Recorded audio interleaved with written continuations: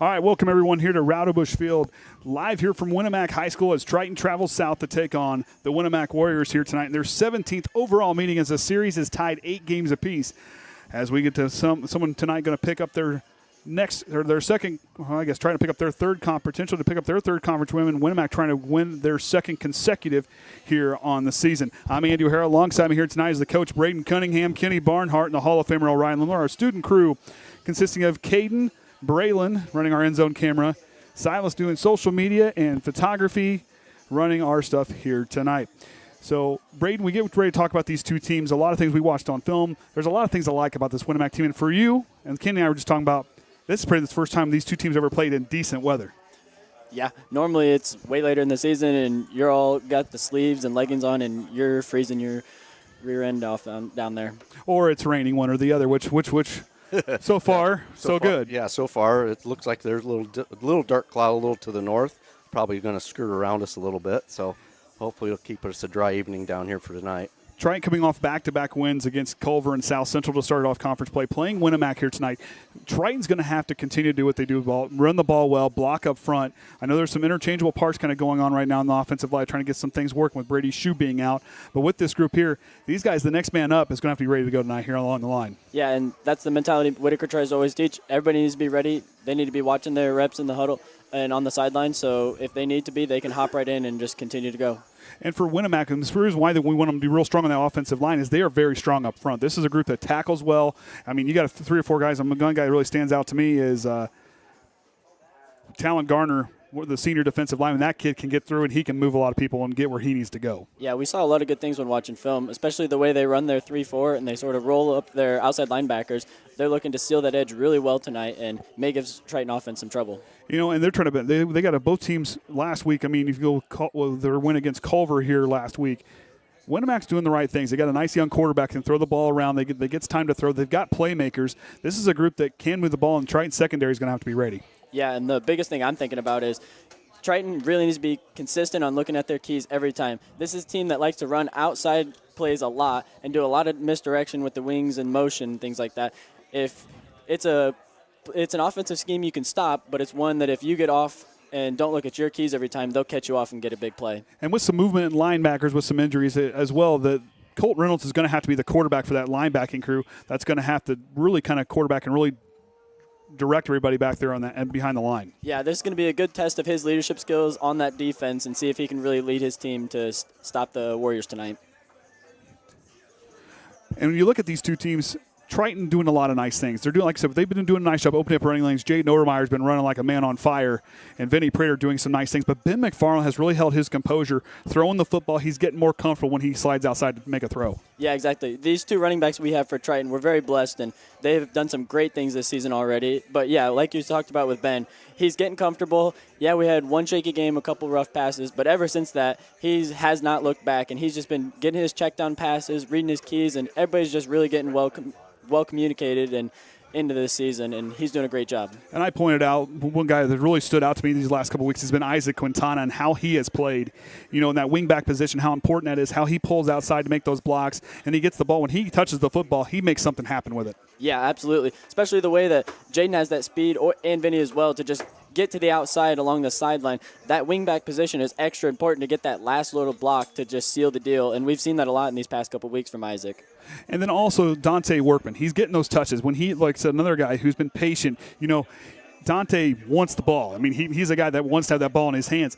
When he gets the ball, he's making the most happen. But for me, what Dante's been really doing really nice is on defense, he's coming up out of that safety position and really making those tackles to keep everybody away from the end zone. Yeah, and exactly. He's a team player, and he's not looking to just be me and try to get the ball all the time and get these passes. He's a team player. He knows his running backs and things are holding it down, so then he's just picking up the slack on the defense and being a really downfield, hard-hitting safety. And if you want to slide down even more, let's go back down on the line for Triton. Eastside Limler has been a cyclone, been a force to be reckoned with, swinging through, leading the team in sacks. Him and Wayne Reichert have done an outstanding job getting pressure on the backfield in either team they've played this year. Yeah, absolutely. They have not given a quarterback an easy day any game we've seen this season, and it's almost like it's a mishap if they're not back in that backfield. They've both done a great job getting off their blocks and giving some trouble, and hopefully we see that again tonight. And that's where Winamac's going to have to really get pulled out and try to do their best to kind of seal those edges, because Triton comes in and they really do a nice job sealing that edge and taking away those runs to the side. Yeah, and they could be a big potential for tonight because, Winamac, they have a young quarterback and freshman, and if they give him that pressure, we can see some of that young inexperience may come out tonight. And we talk about the weather forecast, and of course, as customary with every game we have this year, our weather forecast for tonight's game is brought to you by Triton student-athlete Liam Watkins. At the start of the game, it'll be about 78 and partly cloudy with a light west wind. By halftime, it'll be about 75 degrees with a small chance for a few scattered showers. And by the end of the game, it'll be 72 with a chance of showers still present. This report for you tonight's game will be brought to you by the Triton student-athlete Liam Watkins. You can check out his weather reports on social media at First Warn Weather. So they're checking the wind direction. See, so you're getting where the wind direction's going through. But you look at everything, Braden, there's a lot of things to be here tonight. Both teams are going to be on point. This is just not if you look at the John Harrell prediction, I always kind of throw those away when it's conference play, because conference opponents who play each other regularly are going to play closer than what those scores usually are. Yeah, exactly. There's not going to be those big score gaps that they see in those predictions, because there's some rivalry, and it's a conference game. There's an extra chip on their shoulder, and they're working extra hard, so they're making sure that big gap is not a thing. Triton comes in ranked number 6th in the 1A and Triton here has now the series is tied 8-8. There's a couple games we cannot account to where they were at going back into the 70s and where those were at when the series started in 1970. But Triton has won 4 games here at Rowdybush Field that I can account for. And they've won 4 games here. So whoever wins this game kind of pulls ahead with who's been doing well here on this field here tonight. So there is a little bit of history to be played on this field tonight. There's some stakes on the line. Yeah, certainly. Bring that up with that historical facts you bring. So as they announce their starters, we're going to have the national anthem here in about 4 minutes. And after that, we'll have the coin toss, and we'll be back right here on the Triton Trojan Sports Network.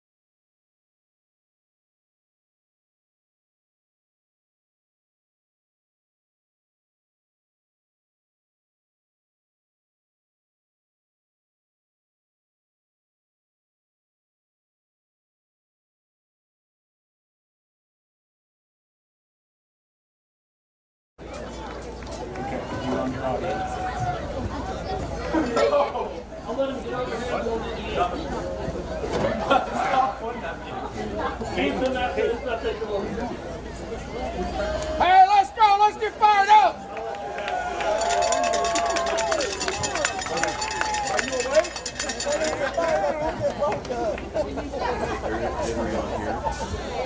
Yeah, but it did that the last time we used it. Yeah,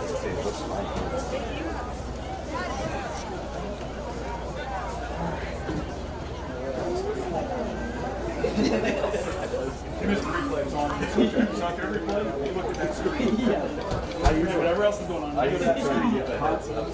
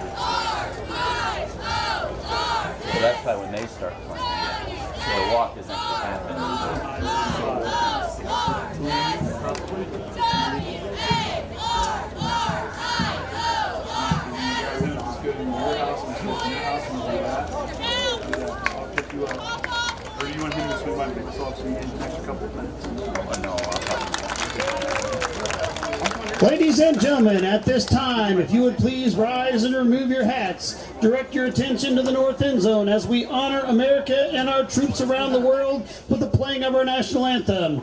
We're honored this evening to have the national anthem performed by the Winamac Band under the direction of Miss Elena Sutton. You're good.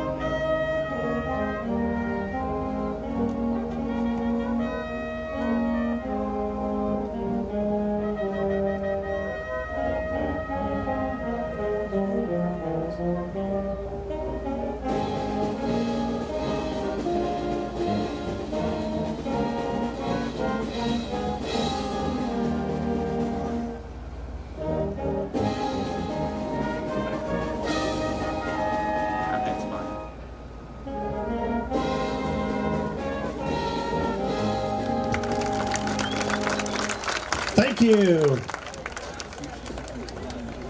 Officials for tonight's contest are Jake Maroney, Jason Kessler, Matt Gomer, Rick Scott, and Weed Widdop.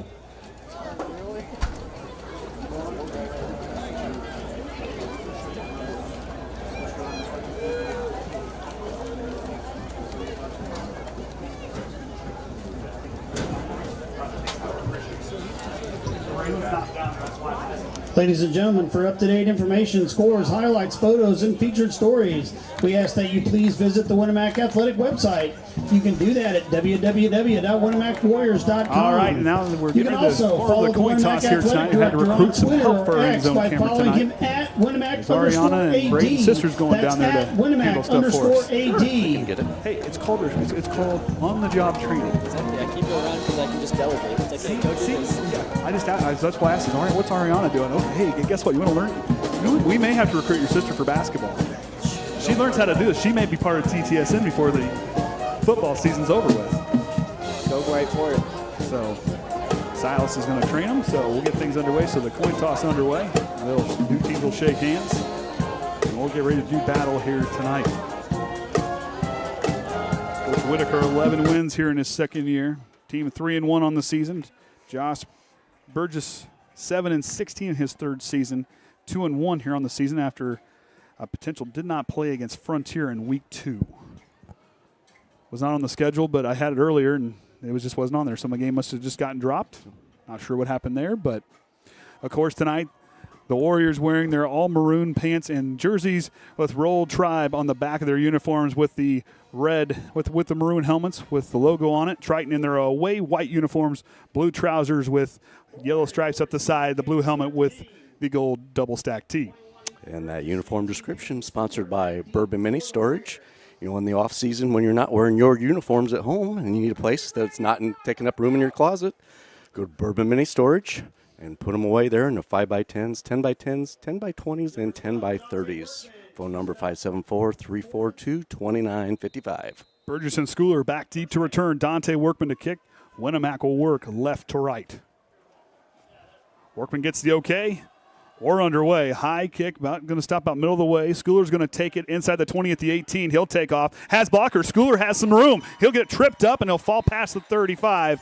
And it looks like he'll end up at the 37 is where Winamac will trot out their offense. On offense tonight for the Warriors, along the front line is Kale Freder in the left tackle, Talon Garner at left guard, Aaron Harden at center, Lane Tetzloff at right guard, Cody Wheeler at the other bookend position. Zeider and Rugg, the two wideouts to the right. 3 running backs in the backfield with Burgess, Wolford, and Addison Allen. And, of course, the man under center, Xavier Adriano. And he will go immediately. He'll work out the shotgun. Two wide receiver split to his left. Oh, it's going to be Schooler, rather. Now outside, a little trickery. Adriano has a man deep, and Schooler's got it, and he'll be up past the 40 all the way up to about the 37-yard line, and what a play there by Winamac. Yeah, we'll see here on the replay. Yeah, it's Schooler to take it back, does a little fleet back, and then you actually get it to the real quarterback. We'll see tonight, and just beautiful pass him, catches Triton defense off guard. You're going to do something like that, do it kind of off beginning, when everybody's just kind of getting set up. You're not really thinking that being right off the start. But I really like that play by Burgess right here, right off the bat. A little trickery to get the ball down the field and kind of get your offense jolted here. Stacked wide receiver formation here on the near side. Going to give it to Wolford, and there's east side Limler to wrap him up and bring him down as he greets him at the line. Just like we talked about in pregame, we knew he'd be causing a lot of trouble tonight on that front line. Warriors are going to have a tough night with them. And Maddox Denny, another one that's done a nice job down there. Maddox really can move. He's used that length, but Maddox is really strong, and he can really find his way through that offensive line. There, that's kind of to the west there, the kind of the cloud there behind us, so might have a little bit of drops here for a little bit, but shouldn't amount to a whole lot for the rest of the evening. Yeah, we had some of that at practice today. We had to go in for 30 minutes. Adriano going to send Burgess in motion. He's going to go with it on the sweep play to the left side. Here comes McFarland in a hurry, and bringing him down outside is Gage Riffle on the tackle. It's a good thing you like to see those two high safeties just coming downhill, not afraid of a hit at all, especially when looks like our outside backer just got caught in a little bit, didn't leave that outside shoulder free. So good thing for Ben is the safety valve to come up and make that play, get a tackle for loss. So 3rd down and 13. Your first 3rd down attempt here this evening. Adriano takes the spot out of the shotgun. Has Tierson Wolford to his right hip. 2 wide receivers stacked to either side. Going to send Schooler in motion across the line. Going to roll to his right. Going to have to throw it on the run. Finds Schooler and going to get hit immediately by Dante Workman. Holds the nail so the hammer can come in to bring him down. 4th down coming up. Yeah, you see immediately them struggling a little bit to get him to go in motion, but Ben calling it out right away, hey, we're rotating, we got trips this other side now, and he's just following that man and trying to guard that levels. Great job by Dante to come up, hold him, and then Ben to finish him up top. And Winamac going to go for it here on 4th down, looks like. Here's the call. I like this. You're in plus territory. You had the trick play worked earlier. Feel a little bit of momentum. I think going for it here is a smart play. Yeah, I agree. I like the aggressive play calling here from Burgess. And another idea, you can, if you go the hard count, well, never mind. They're going to go within the run. Adriano's going to get stuck. He's going to have to throw for a prayer. Jaden Overmeyer intercepts it. Overmeyer's got blockers out in front. Adriano's going to force him out into plus territory, and that'll end the drive. See here on the replay, just immediately some pass rush, as we'll see pretty much all game. Eastside Lemler back in there. Maddox Denny and Wayne Reichert. Got almost the whole front line on there. Does about the same good as a punt, just gets it away. And now the Triton offensive lineup getting ready to go out there now. Ben McFarland, the man back here playing quarterback. Vinny Prater and Jaden Overmeyer in the backfield. Reichert at tight end. Quintana at the wing back. Workman out there as well. Brookins, Limler out to the right side will be, I believe it's Rinsberger out on the right side. Also with Cummins on left guard, as Overmeyer is going to get swallowed up there. And Colton Reynolds was out there as well playing, with Maddox Denny also playing at the other tackle position. Colton snuck out there on offense. Oh, yeah, he did. And they're going to send Connor in instead. So Stetzel going to come in the game. Along the front line now for the Warriors is Garner, Stonebreaker, Federer, and Wheeler. The 2 outside cornerbacks and Taylor and Rugg. The 3 linebackers in Zider, Wolford, and Cardenas, yes. Addison Allen, Ethan Burgess, the 2 safeties up top. And our first penalty of the game, offsides on the Warriors. Yeah, that play before, he was pretty much right on the line. I think the official just left him go that time, but he lined up again the second time on the line. So I think the official's just going to go ahead and get that and called. That's what they'll do. They'll try to give you one warning right off the bat, and it's like, all right, gave you a chance. Got to call it now. So Tanner Woodhoyo is going to relay in Stetzel's going to relay it in. I saw the 9. So Connor Stetzel, he relays it in, gives it to the rest of everybody else, and they're going to take their spot. So Triton not putting out an outside player. They're going to go with 2 wingbacks bunch up the formation a little bit. I kind of like this move there by Whitaker. Yeah, me as well. Prater going to bounce it outside, has the edge. He's going to try to hop again to get freed up. The Stallions free, and he has a Triton first down. Good job by him. Does that little stubber step that we've seen a lot from Jaden Overmeyer, and yeah, just catches that defender off guard, kind of breaks down, and then uses those jets to just speed back up, go get the extra yards for the first down. Good job by him. So both teams moving the chains on their first drive. I'm glad you got that fan right there. It's a little, that's kind of cool. I know, but we worked up a sweat with all the work we were doing before you got here. Well, I got here as fast as I can. I know, but still, I'm impressed with what we got done. One wide out, split out to the right for Triton. It's Dante Workman, but Overmeyer's going to get the carry, and a nice job by the Winamac front line to hold him to a short gain. Yeah, 2 o'clock. I was in Orlando, so Yeah, exactly. Straight through, change a shirt, and right on down from South Bend. Then we're going to get done, change of clothes, quick nap, go south. Go south, yep, for tomorrow. Gavin Riffle in the game now. So is Tanner Wood-Hoyle. So a lot of movement. It's kind of like it's like watching a hockey lineup. They're subbing players in and out in a hurry. Yeah, just keep everybody fresh whole game. I like it.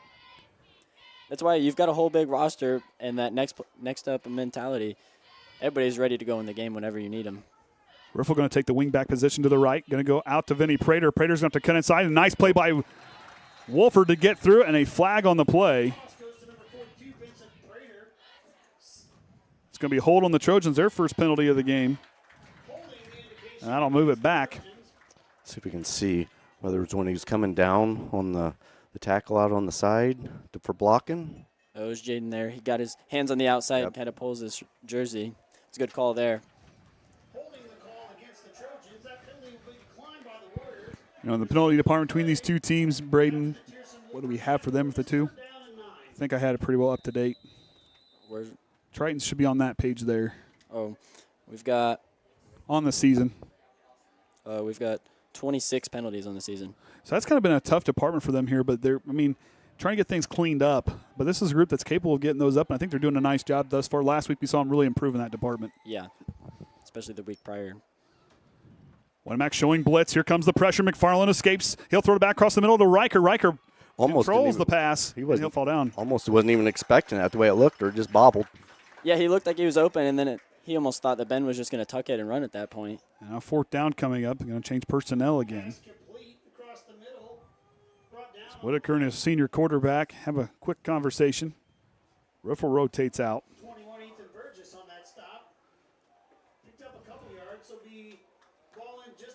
So now, fourth down and 3 to go. Try to move the chains the last time.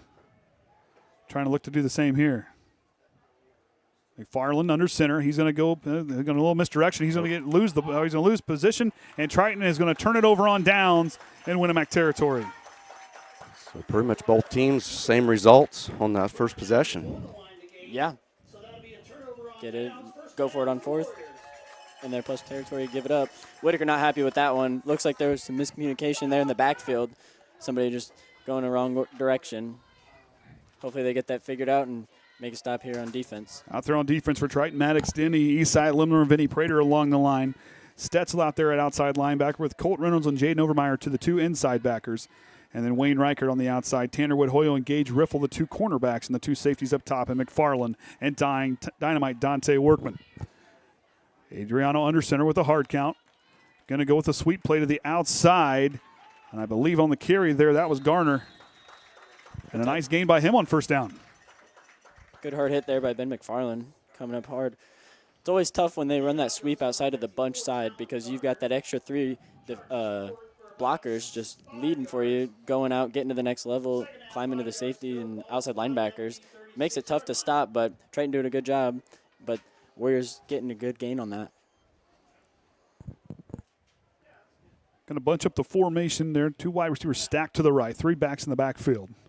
Adriano is going to go to Schooler, and right there right away, I believe that was Vinny Prater in on the tackle with a tackle for loss there. And Vinny Prater, nice job of him. Yeah, just sheds off his defender with ease and gets back in there and messes up the misdirection. That's the thing I talked about. We'll see a lot of it tonight from these Warriors. They like to just throw everybody on the one side and come back the other way when you're least expecting it. Good job by him to stay home. So after a nice gain on first down, second down moved him back, third down, and about 6 to go. For Adriano, the freshman quarterback, takes the snap. Goes right in the middle, lost the ball, and Triton says they fell on it. And Triton comes away with the football, fumble. Good recovery there by Eastside just to fall right on it. Gets the Triton offense back on the field. Gets them about right where they were stopped at the last time. Yeah. Not too far off. Eastside picked that up, right? Yeah. Brandon, I'm going to have you hand me that stats paperwork here in just a little bit. We'll do it between the quarter break. Sounds good. Workman trots out with the play. So now Triton will get things started back again after turning it over on downs their last drive out.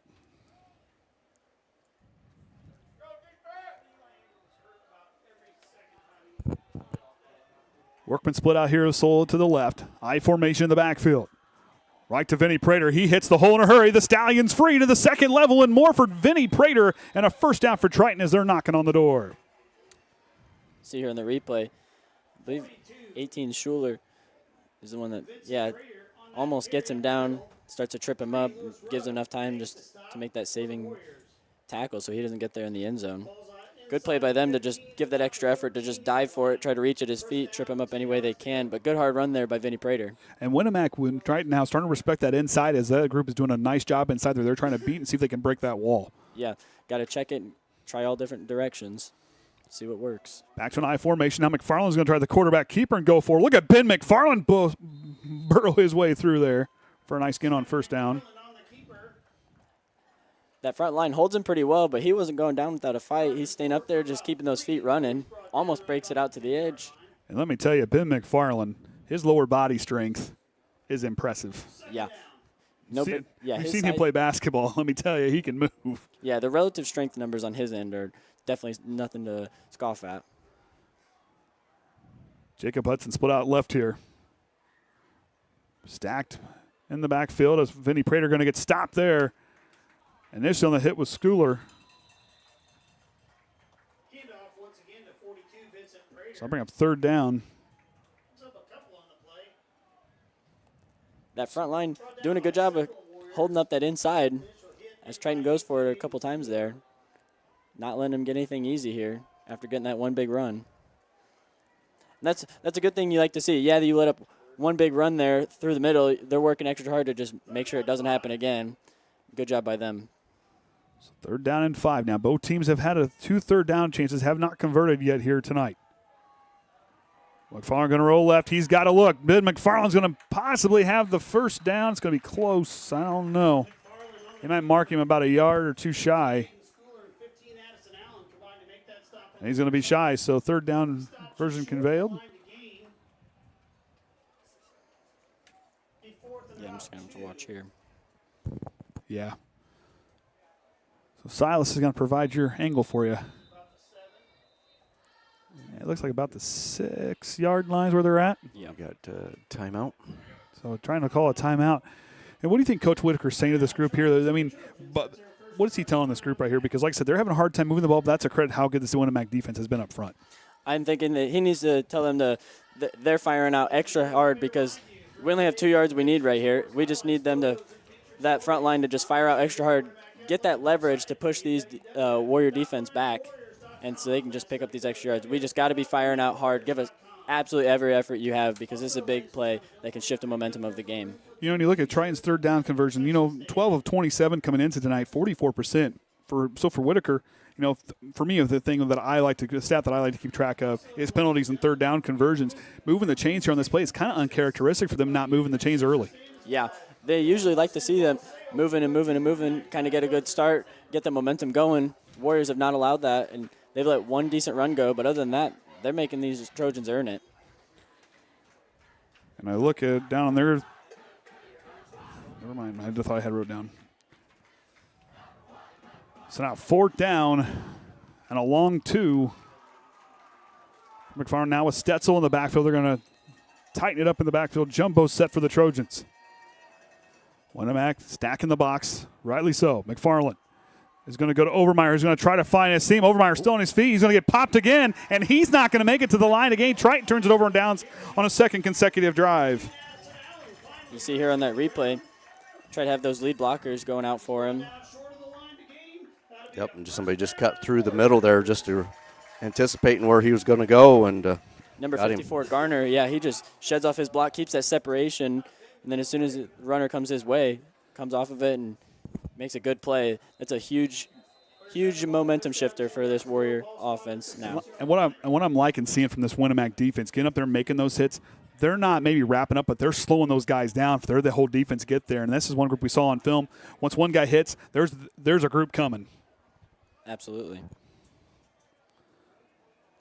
Adriano, he's stuck in the end zone, and he's going to have to fall out now. He's down to his own one. Got out of trouble in a hurry, but that's moving back deep. That was really close there. Yeah, I thought Connor Stetzel was about to get him in there for the safety. We'll see here on the replay.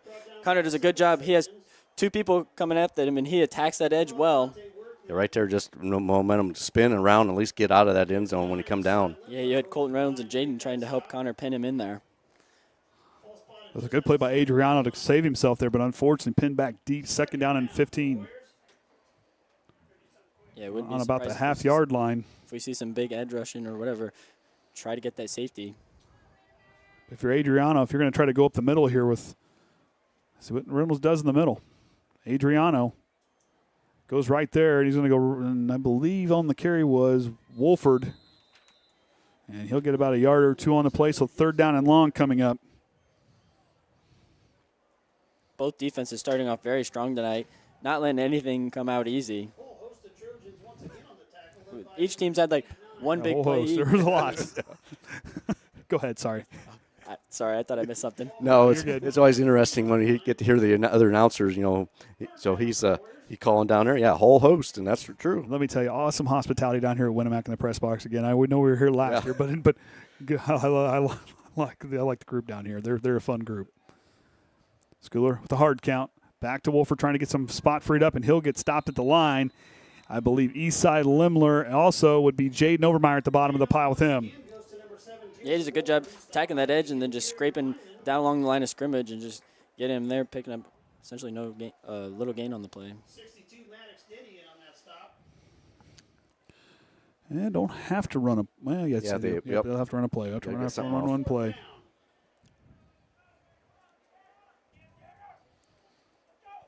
Triton will start with the ball in the second quarter. We'll see what Schooler back to kick. Dante Workman back deep to return. Ooh, I like this angle. And Adriano's kick's going to get knocked, but a nice, smart play there to knock it back. But Triton will start with plus field position as we get ready to start. It'll be about the second quarter. So 4.4. We'll get one play in there. That's where the Trojans will take over. First down, 10 yards to go. But Winamac doing a nice job defensively. Right now you get a defensive battle too often, still trying to find that identity to get those chains to move. Yeah, they're trying to fill out the other defenses, seeing what's working, what's not working. And right now both sides, the front lines are giving a lot of pressure and really stuffing up all their gaps, doing a great job from both sides.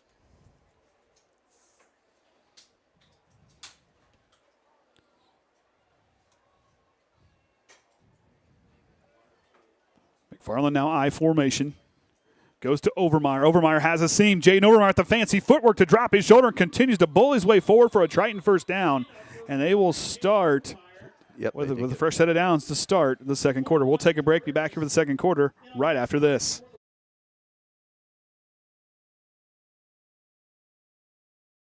Becoming a licensed sports official is a great way to make a positive difference in the community and support the over 160,000 Indiana student athletes that participate across 22 IHSAA sports.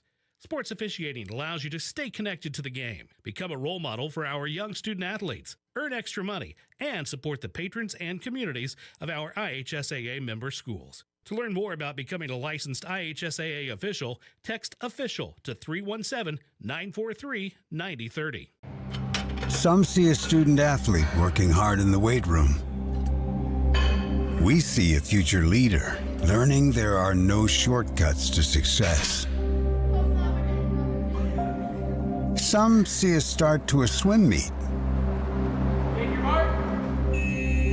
We see the starting blocks for life. proud to keep education in front of athletics since 1903.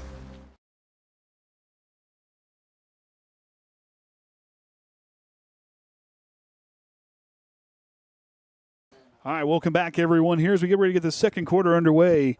Now Ryan's got his mic all fired up. Oh, am I? I'm on that. Yeah. We want you to talk. You had to go down and fix things on the fly. I needed a few more steps today, I think. We're going to get that blood pressure pumping for tomorrow, so you're all fired up, 3-hour car drive down, 3 hours back. Well, you better get it pumping now because you're going to have like 6 hours of time. You're not going to be moving a whole lot. Oh, boy. Well, yeah, no. Do we leave at halftime? I don't know if I want that guy getting after me. I'm just going to say I don't want to run laps around Memorial Stadium. Yeah. Riffle down the wing back position. First down and 10 from the 19. I formation, Workman out left. Going to go right to Vinny Prater with the fullback dive play. A few yards on the carry.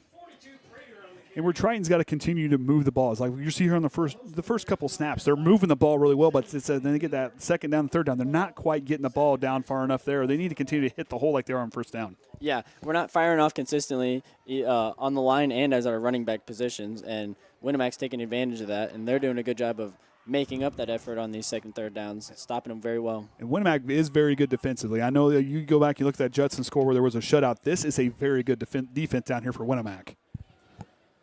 Overmeyer trying to slice his way through, hits the hole hard there. Now bring third down and manageable. Going to try to convert here. Once again, 70, Cody Wheeler. Yeah, and like you talk about with this Winamac defense, it's something I like that we're playing them right now, getting ready to go into Judson, which we know is going to be a tough game as they've been playing some very good football. And that's something I like to really test our offense tonight and get them into something and seeing some really great defense and have to figure all the kinks out. A lot of strength on that Winamac side. I formation again for Triton. Going to go right back to Vinny Prater. He hits the hole, and he has Triton's first third down conversion here in the first half. Good move by Vinny Prater. Once again on the carry. Oh, looks like them. Oh, yeah, they do give it. Oh, it looked like it was passed it by me. No, yeah. I was looking at the wrong yard line. Okay. So I'm like, what? That's enough for a Trojan first down. So first down and 9. 9 yards to go. Ball spotted inside the 10. Now Dante Workman going to relay it in. Vinny Prater hits the hole so fast. Like I said, I talked to him last year. He likes playing halfback but fullback. He loves being in that spot. He loves just being that close. He just fires out. Overmeyer going to try to cut back in. A good outside block by Vinny Prater and a flag on the play. Back touch, so this is probably going to be holding and coming back. And it is. Yep. Yeah, you see here on the replay, Vinny going out to get to that edge. Just kind of misses him a little bit, and just holds him up.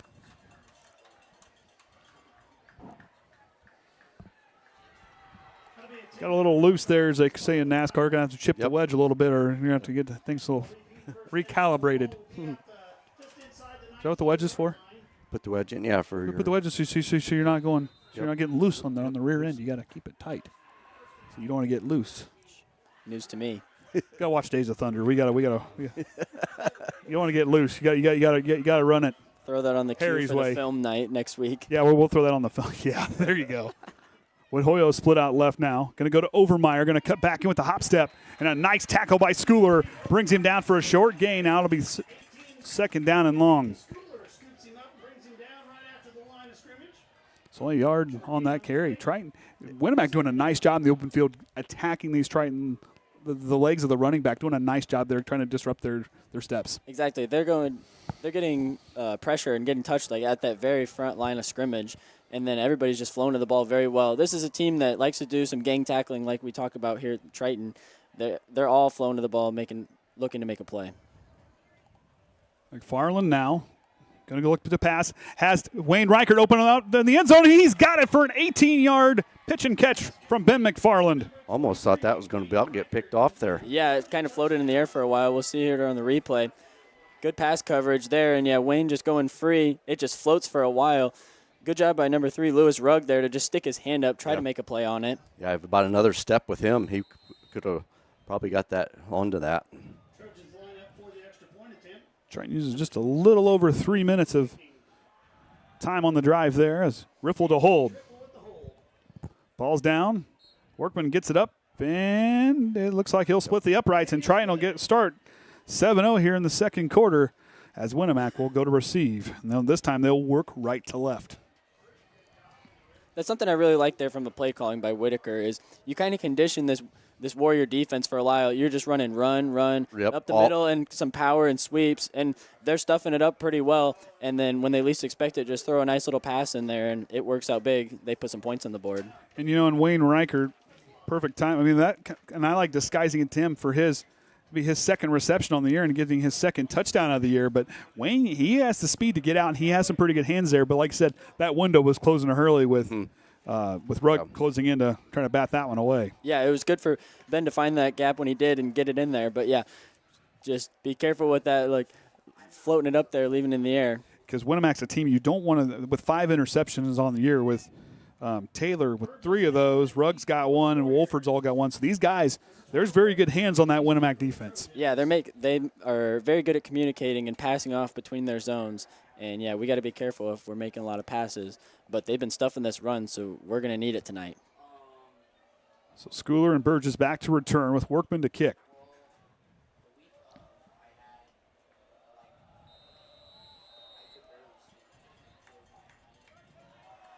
Dante, he gets the okay, I think. Oh, no, we're just taking our time. Yep. And he drives a nice kick down to the south end zone. Burgess takes it inside the 5 at the 3. Burgess doesn't have any blockers in front. He's going to make a move here and does. He's going to get Riffle, and company is going to bring him down as he gets near the 25, stops about the 24 is where they will take their offense will set up. It's got to be an intimidating sight to see a bunch of Trojans all right there just in a curve just ready to take you down. But what I saw there, he didn't panic and, like, put on the brakes. He hit the hole hard to try to see if he can – I mean, if anything he's going to get a couple more yards after contact. Exactly, which is very admirable from that young man. Adriano going to go under center, stack 2 wide receivers to the right, split backs on the 2 ends of the line. As Wolford going to get a nice carry on first down, a few yards. Triton there to greet him. Second down coming up. Good tackle, but there by Wayne Reichert. Does a good job of just being careful, setting that edge, not coming up way too far field. Because, yeah, he likes to edge rush a lot, but sometimes that makes you worry of if he's going to come too far downfield and miss. But he does a good job of attacking the edge tight right there and just scraping down, making the tackle behind him. You got 2 defense guys that just want to hit each other. I'd like to see that. It's something you can love. I mean, it's football. You want to see these big old hits. That's why Jackson wants to play defense. He just wants to hit people. Adriano goes back to throw. Here comes the pressure. He's going to have to throw it on the run. He throws it away. Riffle couldn't quite get there in time as the pass was intended on the far side for Zider. Another one of those looked like Riffle about 2 steps away. Could have. Yeah, and Gage gets a hold of that. It's nothing but green grass in front of him. Yeah, all you saw there. Slightly green. Yeah, but it's pretty green with the drought that we've had. It's a lot greener than my yard. That's a lot greener than my yard. My yard's pretty crunchy. I saw somebody mowing their yard today. Well, I did it yesterday. I had to get the weeds. The weeds were about a foot tall because that's the only thing that grows when there's a drought. They're just mowing dirt, stirring it up. I'm just going to leave mine alone. It's yard's awful thirsty. Yeah. 2 wide receivers split to either side for Adriano. Out of the shotgun, high snap, corrals it. Quick throw across the middle and tipped by Dante Workman. Gets the interception. Flag on the play. Dante Workman takes off, and he'll have a Triton touchdown for the moment. Flag on the play. See what they call it, and then we'll see if we can see it in the replay here, what exactly they were seeing. And it's going to be a hold against Winamac, so the touchdown will count. So here you go. See here on this replay. Yeah, that high snap threw off a little bit. Good job by Dante just to play that ball. He's reading the quarterback's eyes and just makes a last-second play on it. Good little tip up to himself. And then runs it in, gets the pick 6. 22 yards on the interception return by Triton.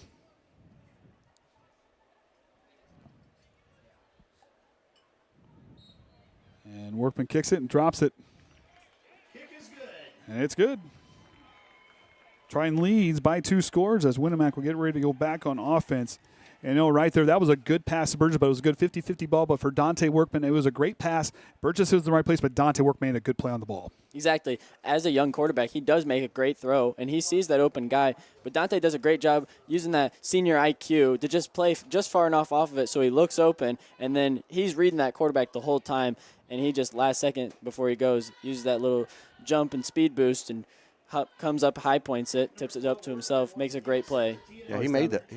He made that, right? Yeah, I thought he made it. Should be. Yeah, they put their arms up. Yeah, but no 14. There should be 14 on the scoreboard.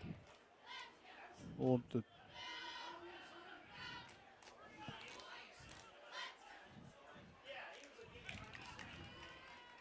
so did they? Was the extra point no good? It was good. It was good. Oh, okay. Sorry, I was just double checking. I'm gonna make sure I wrote it down wrong. Oh, yep. There we go. No, you're good. You're good. You're good. Keep everybody honest. Well, All right. So, yeah, we'll have Dante back to kick here. Got the two returners. Deep kick. And that one's going to stop at the 1 one, yard line. but bounces in for the touchback. Good deep kick by there. Dante using that good leg we've seen this season. Able to pin it deep. The Warriors will start off on their own 20. yeah, that's one of those you get the ball just to flip a little bit more and just kind of set right there. Yeah, if it just takes a nice little lucky bounce and sits about in that 5, pin it deep, have all the Trojans coming down. Just takes a lucky bounce on their end. They don't call him the Hall of Fame for nothing. All right, I got it fixed. I don't know. I put those on probably a couple dozen times. Well, guess what? You did it quicker than I would have because I've been still fumbling with it. Looks like we may need Good some job, new ones. Braden. Yep, I try my best. We need some new ear pads here shortly. Yeah, we're getting there. I can still hear for now. Adriano going to send Burgess in motion, going to go with the sweep play to the outside. Wood Hoyo seals it, but Burgess fights his way through, and a nice gain on first down for Burgess. Yeah, almost thought he was going to break loose and head up field a little bit farther than what he did. Yeah, you see, you got all these people coming this way, but we just have a lot of people coming and over pursuing, not breaking down. That's why we talk about a lot, especially my youngsters. I tell them inside out scraping. So you got to come up downfield and then curve it inside out because you never know if he has that little cutback. And then we get lucky and get him when we did because, yeah, he had green grass from there on out. On 13 carries coming into tonight, 53 yards for Burgess, but averaging 4 yards a carry. He's a guy that has the speed and good vision there. Sets him up good on second down and midway to go. Going to go this time to Allen, and Allen's going to be up close. I think he's got a first down. He's got it. Winamac picks up their second first down here of the first half. Good running, but these Warriors are really starting to kind of find those lanes. Good job up front, but the running backs are doing a nice job finding their lanes. Yeah, and we have everybody. They did a great job opening up that hole, nice big hole there, and he just coming in. Colton Reynolds and Ben McFarland there to greet him. Takes him a second, but not without that first down.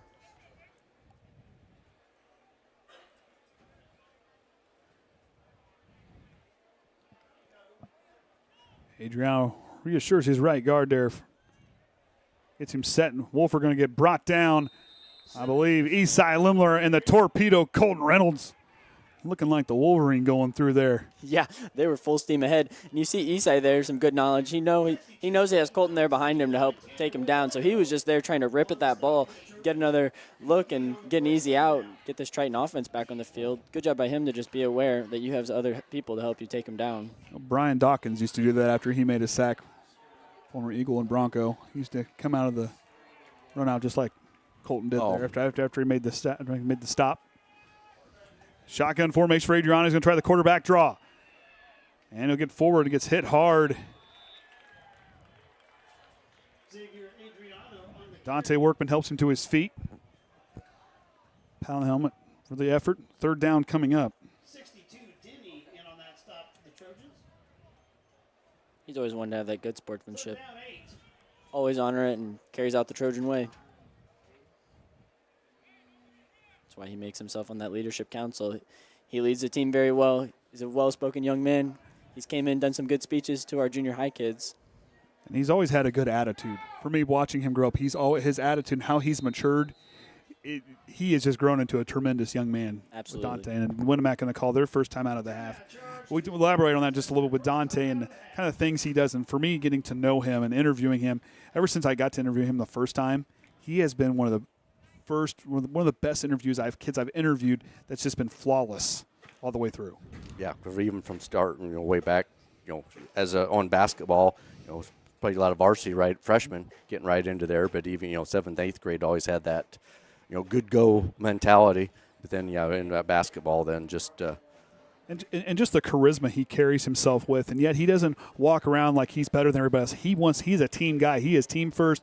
He wants to do everything he can to really just build up his teammates and get the fans involved, and especially like you said, talk to the junior hires and really kind of build them up and get them excited about playing football for Triton. Yeah, he does a great job, and it's what Whitaker likes to do, because above all, he says, yes, we're playing football and we want to have fun, give effort, but I want to turn you all into great young men that can be good husbands and good employees for in the future. Let me tell you, number 12 is dynamite on and off the field as we get ready here after the timeout. 3rd down and 8 for the Warriors. This will be their 5th attempt. Has not converted on the first 4. So Winamac here going to have to try to move some chains here to try to keep that momentum they have on offense.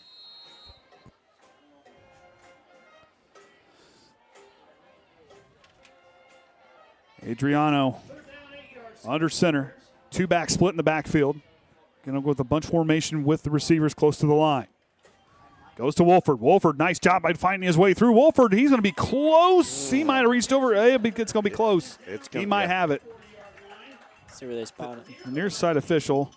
Looks like he's just shy. Just shy by. Oh, what a run by Wolford. By a whisker. A whisker to go now for the Warriors. Yeah, a run by Wolford. See him getting contact there right at the line, but he just lowers that shoulder and just eats that hit and just keeps on running through. Makes a great gain. Good hard run there by him. So 4th down and a whisker to go.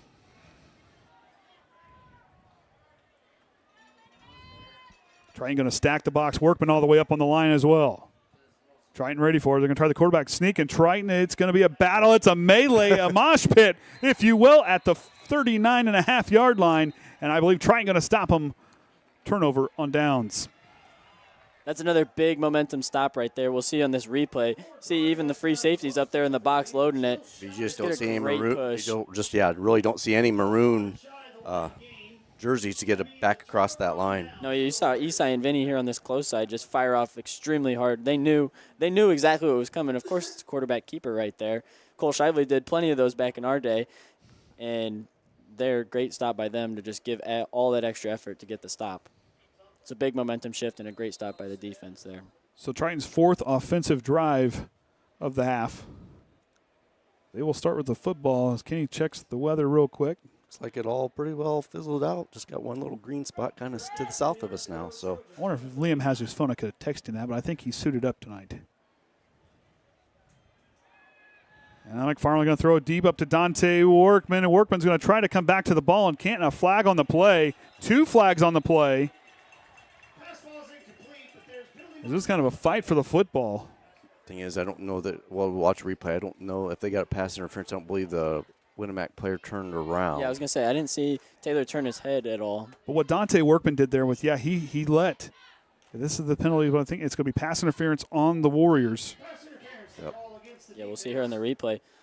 Dante's a good job of just playing the football smart, letting that defender come into him and show that he has no way to get to that football, really selling that pass interference there.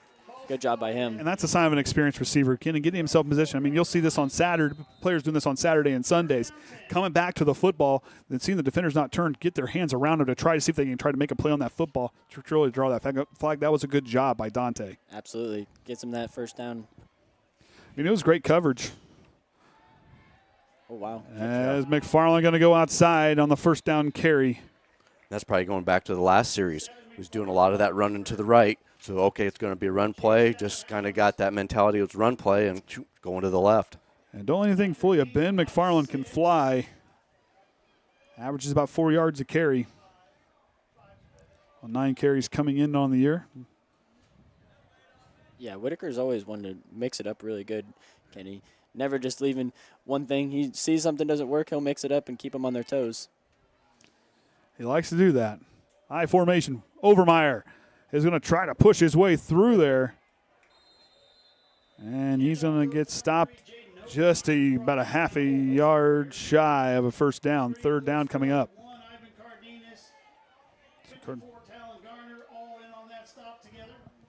Cardenas in on the tackle. Triton's 1 of 3 on the night. Converted their first third down on their last drive. On the way towards a touchdown.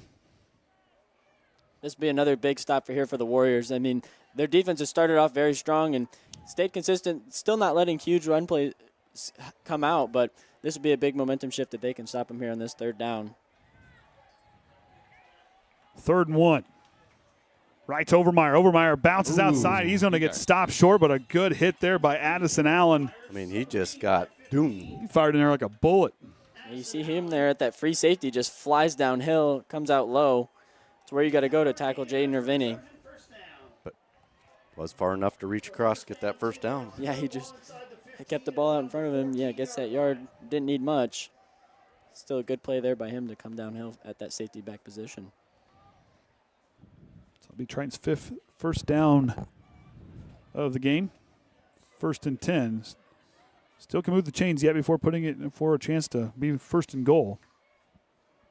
I formation. Riffle in the wing back position as Overmeyer gets in. Brought down in a hurry. A nice tackle up front by Cody Wheeler. And Cody Wheeler is one that stands out in film. I mean, he's a big guy, but he can move. He can move anywhere he wants to go with the football. Or anywhere he wants. He can move anybody. Yeah, he's going to go find that football and break off, seal his gaps, come off down the line, fight that down block. And he's got his size, and he uses it to his full advantage to make a stop. And we've shown because, the Triton runs up the middle have not been going their way. 6'1", 235 pounds as a sophomore. This young man's going to continue to get stronger. Split backfield. Now to Vinny Prater, and he'll go forward. And 3rd down is Vinny Prater close on the carry, but he'll be about 3 yards shy of a first down. See, again, Cody Wheeler involved on that play. I'm excited to see what he turns into by his senior year. Stay tuned during halftime as we'll have the homecoming event for Winamac here this evening. We will have that for you. Yep, we'll just carry that. They say it on the track. On We're the not track. exactly sure where on the track. Well, hopefully Kate will move quickly. 3rd and 5, I formation. 2 minutes and counting. Overmeyer trying to get to the outside. Winamac going to seal it, and a nice tackle by Allen. Keeps him from converting on 3rd down. Winamac doing a nice job in pursuit, and really their open field tackling has been pretty pristine here in this game. Yeah, exactly. We'll see here on we got a good view on this side. Yeah, we're coming around that side. Coming downhill, he just flies to the football. It's exactly what you see from that safety position. I mean, we have it on both sides with Triton as well.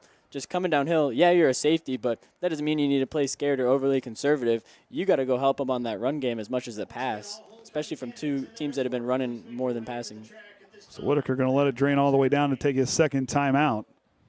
It's a nice shot by Caden down there running the sideline camera the first time this season. Yeah, that was. Let's hope Chris gets feeling better. A little shoulder problem. Apparently shoulder has been a thing for TTSN here in these last couple weeks. Oh. There's no one else. Saying it. No one else. Yeah, no one else. You're out of the sling today. Well, I forgot it. That's 2 nights in a row. I didn't wear it all day today, and I felt okay. And I was like, I thought I packed it. I'm like, well. I just will try not to lift anything. I don't know if I did that job so well. Ryan may say otherwise when we got here. No, I know. I was ahead of you on the highway, and then I got stuck by the silly detour that didn't even end up needing to be there. You could have went right through it. I would have been here to help you guys bring it all in. Shh, I did. I went right through it. That's what I did. It's like I told you, Braden. In the broadcasting business, you just walk through like you're supposed to be there, and no one's going to stop you. Yeah. Construction equipment on the road, it don't matter. Police officers when you're on the court and supposed to be taking pictures, just walking like you own the place. You just tell them you're TTSN, and they'll understand. Exactly. Don't you know who I am? I'm standing next to the voice. That is not how that works. That's not how that works. No. Disclaimer. I abide by traffic laws. Let's be real. I pay the insurance, so therefore we will abide by them. Yeah. There are other people on the insurance that might be a different story for. But anywho, I'm not going to say names. So here we go. Minute and a half. 4th down and 3. The home crowd trying to get fired up for their team out there on defense. Split backfield for McFarland. 4th down and 3. Going to go right. He's going to keep it. Option play outside Overmeyer. He's got the edge. Jade Overmeyer, touchdown. Good decision by Ben here to pitch that. We'll see here in this replay. Jaden with that good drop step to get that distance away from Ben so he can be utilized at that pitch man and just gets outside of those last defenders and has some green grass and just wiggles right in, gets in there before that pylon. The biggest thing there was Ben. He did that option. He could have he passed it like he did, or if he thought that was going to close off, he just kept it to the left. Yeah, they had either avenue, but he did a good job making the final read. Always trusting Jaden is never a bad idea. As the kick is good, Charlie, the derailer catches it back there, and he'll carry it for his team to the sideline. Triton leads 21-0. But what I saw there, Triton, I'm looking down at the times of possession. This group here is holding the ball. Yes, they're working short field, but yet they're using a lot of time with that clock, almost 4 minutes of time taken off the clock on this last drive. Yeah, and they've gotten the ball. They're taking advantage of the interceptions and just, holding the clock, getting those runs, especially, and it also can be attributed to this Winamac defense is they're not letting Triton get down the field easy at all. They're making them work for it, putting them in 3rd down possession almost every single time, and that's what's making that clock just really eat away is they're not giving it up easy. But, Triton doing a good job of holding on to this football, picking up those 3rd and 4th down conversions, and eventually putting some points up on the board. Good offensive drive there from them. Well, people are coming to Michelle's defense. Oh, boy. Trying to make Michelle laugh a little bit. So, Workman go back to kick. Burgess and I believe is it Schooler back there this time, or is it Allen? It looks like Allen back. Yeah, that's Allen. Yeah, Allen back down to return. Oh, I like this view.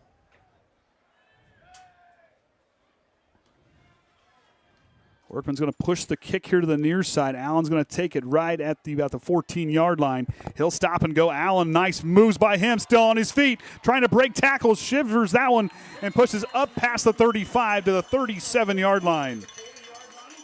Good return there. Shedding multiple blocks, and those front lines doing a good job of picking up some blocks, giving him a lead way to return that left. Starting on some good field position.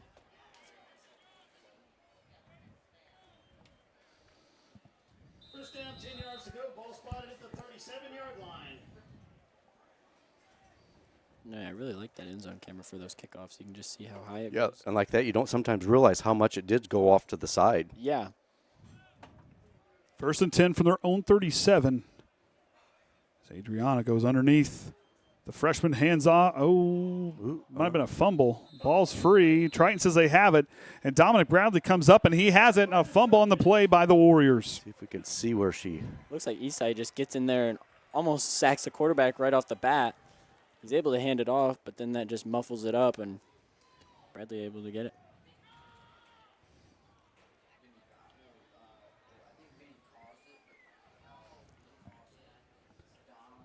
Yeah, Eastside just drives that center back all the way back into the quarterback and messes up the exchange. So Ben McFarland disrupting the play. Bradley comes away with the loose ball.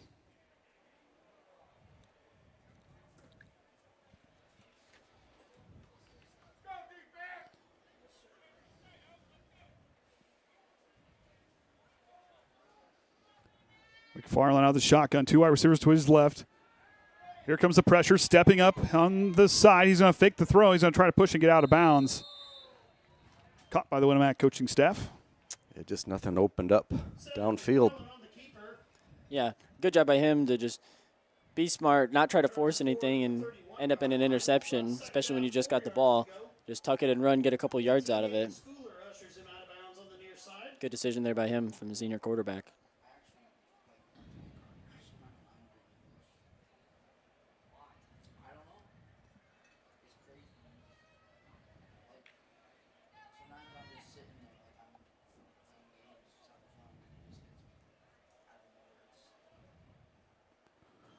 Riffle runs across the backside of the line. He's going to go to the flat. McFarland wants to go there. Now he's going to throw it. He has Workman in the second level and a first down for Triton. Yeah, there's like 2 options right there on that one. Yeah, he had Riffle right there for that just last minute if this outside backer kind of comes up to pursue him, but he really was looking for Dante. Able to get it in there. Good throw by him to just lead to that outside shoulder to the sideline. So inside a minute to go.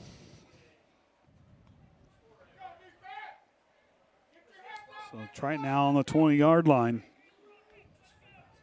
Ben looking real patient. You know, it's hard to roll to your off-arm side to throw the ball, but Ben does a really nice job throwing across his body. Yeah. And now he'll step to the left side again, looking downfield. We got a flag over here on the play. But this one coming back, I'm not sure what the call is. Probably going to be holding. Usually when it's the back judge it is, and that's what it's going to be. Triton's 3rd penalty of the first half.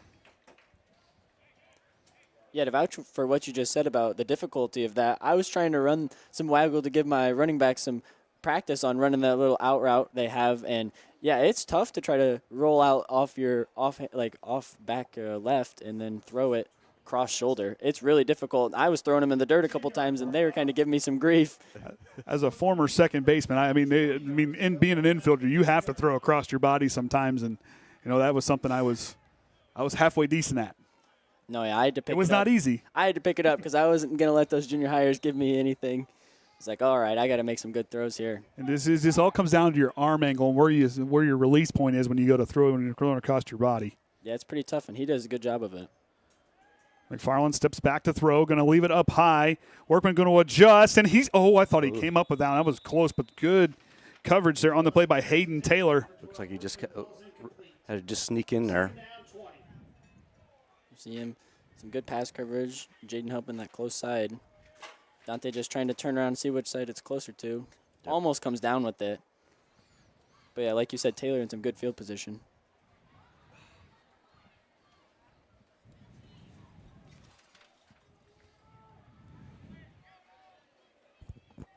It's 40 seconds to go here. Triton pushed back 10 yards on the play. McFarland now going to go pitch it outside to Workman. Workman going to try to bounce it, and he'll get out of bounds, and 3rd down and long coming up. Workman on the pitch. Chased out of bounds by Tierson Wolford. It's a creative play, but I like that we're getting Dante involved a lot this game so far. Giving him some good passes and just giving him the ball to run. I mean, put the ball in his hands. He's going to make some yards and some sort of play out of it.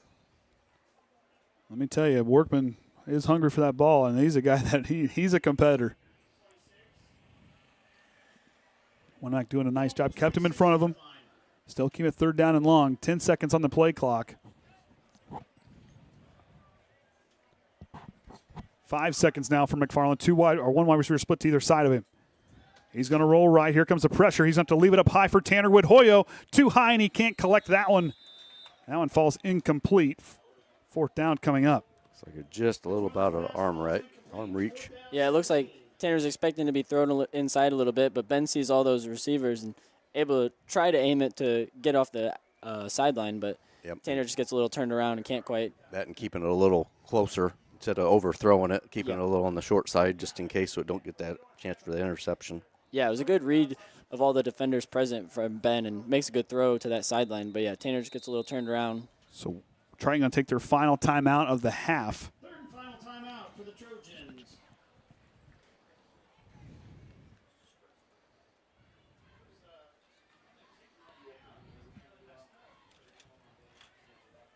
So it looks like we have a injured Winamac player. Hope he's okay as he leave on the Gator.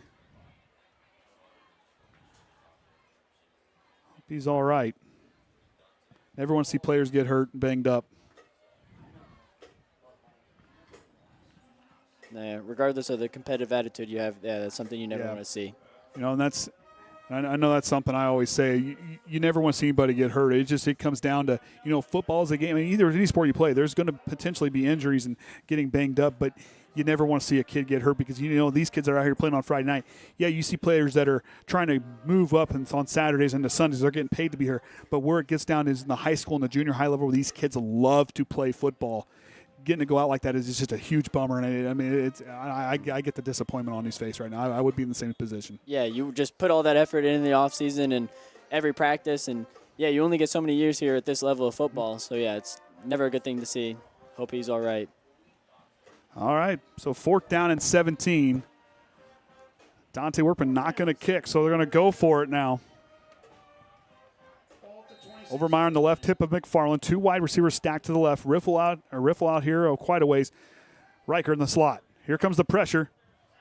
And now McFarland's going to fling it across the middle. He has Dante Workman. Workman comes back a little bit. He has a 1st down. He hurdles his way towards the end zone. A 1st down for the Trojans on 4th down and long. They have no timeouts. They're going to have to get the snap off here in a hurry with 16.1 to go. As soon as that ball's set, the clock will start.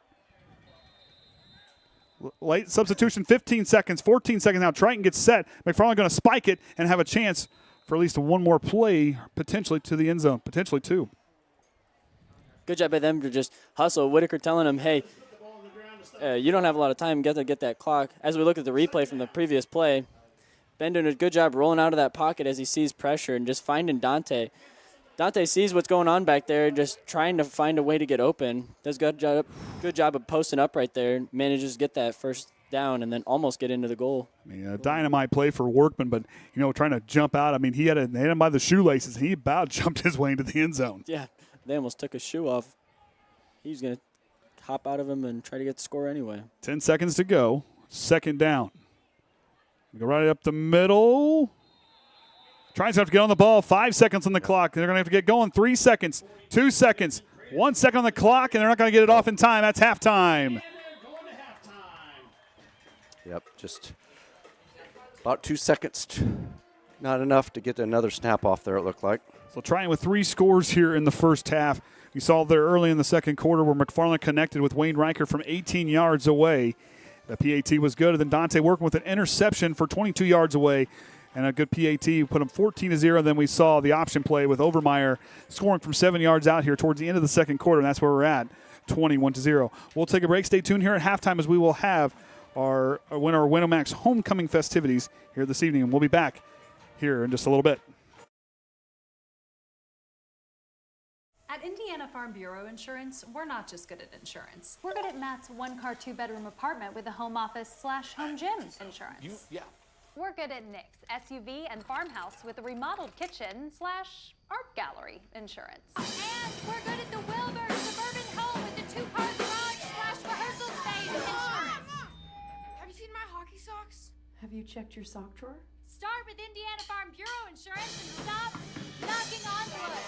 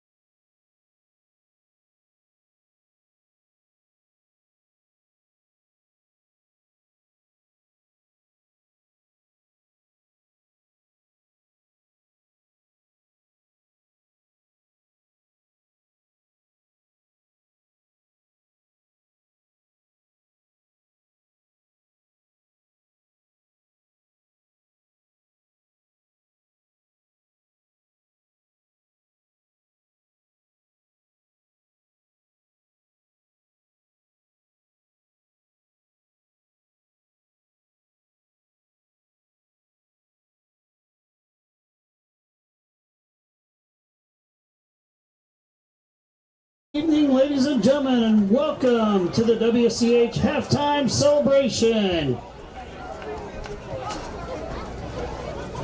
It is my distinct pleasure at this time to begin introducing you to the candidates we have for Homecoming King and Queen. And breaking with tradition, this year we will begin with ladies first.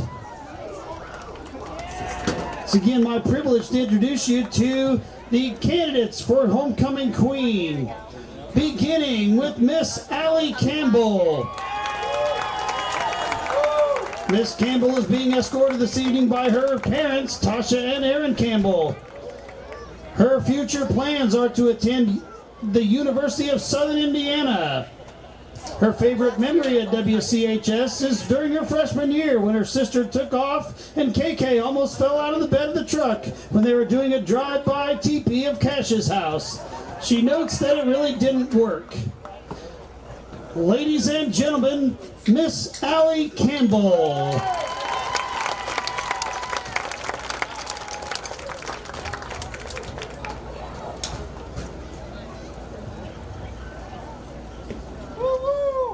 Next, let me introduce you to Miss Sierra Haschel.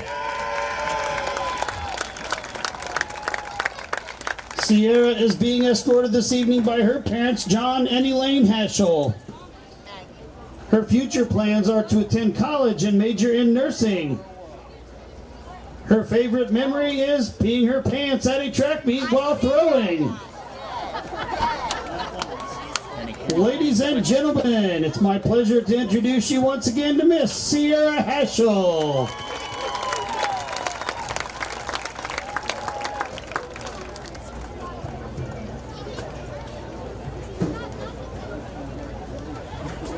Next, let me introduce you to Miss Cadence Hoover. She is being escorted by her parents, Jamie and Leander Hoover. Her future plans are to attend college and also major in nursing. Her favorite memory at WCHS was when her healthcare class went to a Mexican restaurant and played cards. Ladies and gentlemen, Miss Cadence Hoover.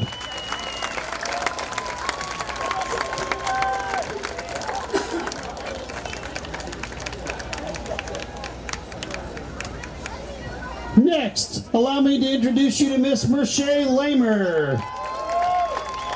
She is being escorted this evening by her parents, Honey and Chris Lamer. Her future plans are to attend college and major in criminology. Her favorite memory at WCHS was when the girls' basketball team went to the IWU camp. We sprayed the other girls with water guns and Sadie Popejoy threw a water bottle on Lily. Ladies and gentlemen, Miss Merche Lamer.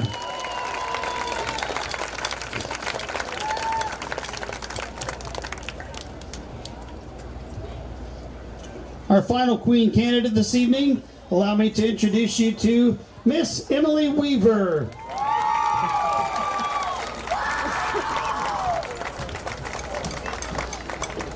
Emily is being escorted by her parents, Charles and Vanessa Weaver.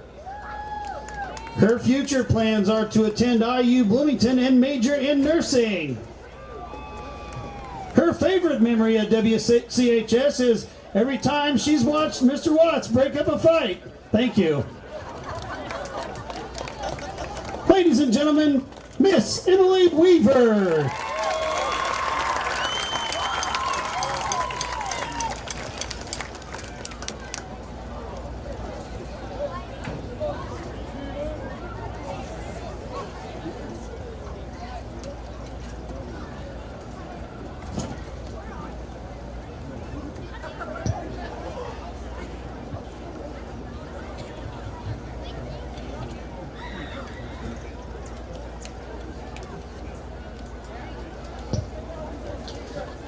Ladies and gentlemen, it is my privilege to introduce to you your 2024 homecoming queen, who is Miss Emily Weaver.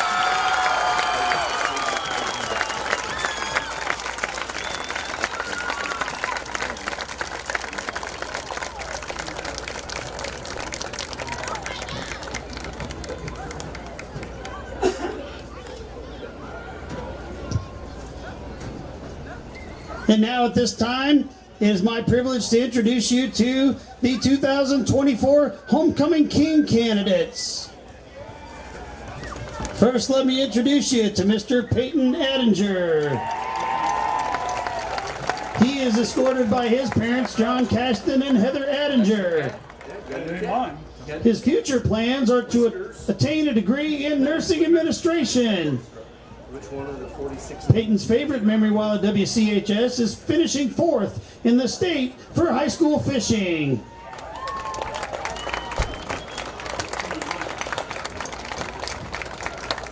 Ladies Ladies and gentlemen, Mr. Peyton Attinger.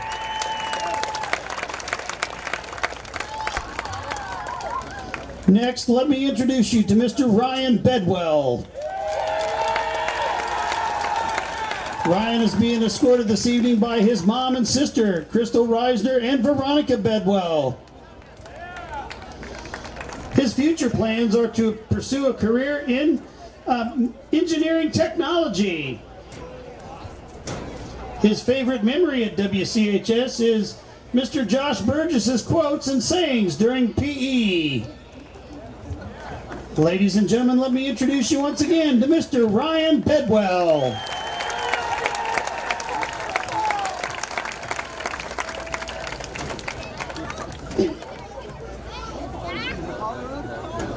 Next, let me introduce you to Mr. Elijah Budka.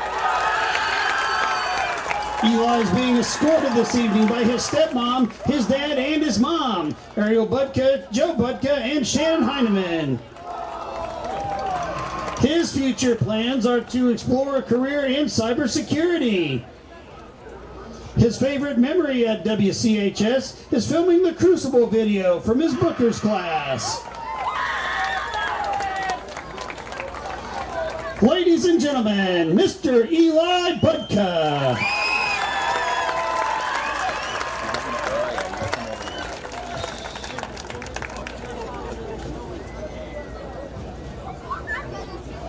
Next up, let me introduce you to Mr. Cash Roth. Cash is being escorted by his parents, Marie and Doug Roth. Cash's future plans are to pursue a career as an HVAC technician. Cash's favorite memory while at WCHS is John Malco hitting a grand slam in the sectional baseball game against North Judson last year. Ladies and gentlemen, Mr. Cash Roth.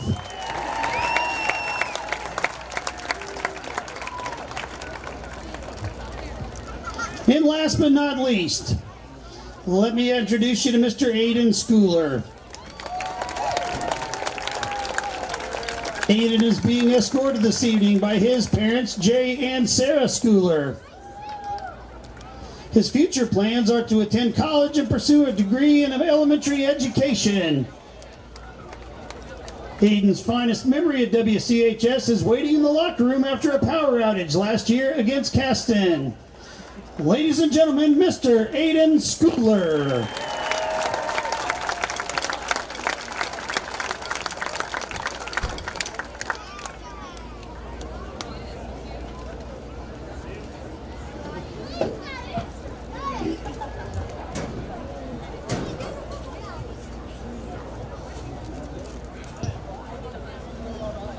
At this time, ladies and gentlemen, it is my pleasure to introduce you to the 2024 Homecoming King, Mr. Cash Roth.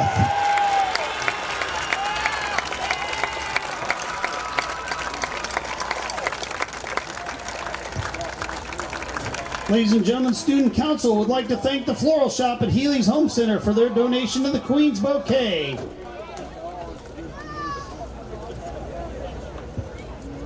Congratulations to all homecoming candidates and best luck in your future endeavors. Thank you.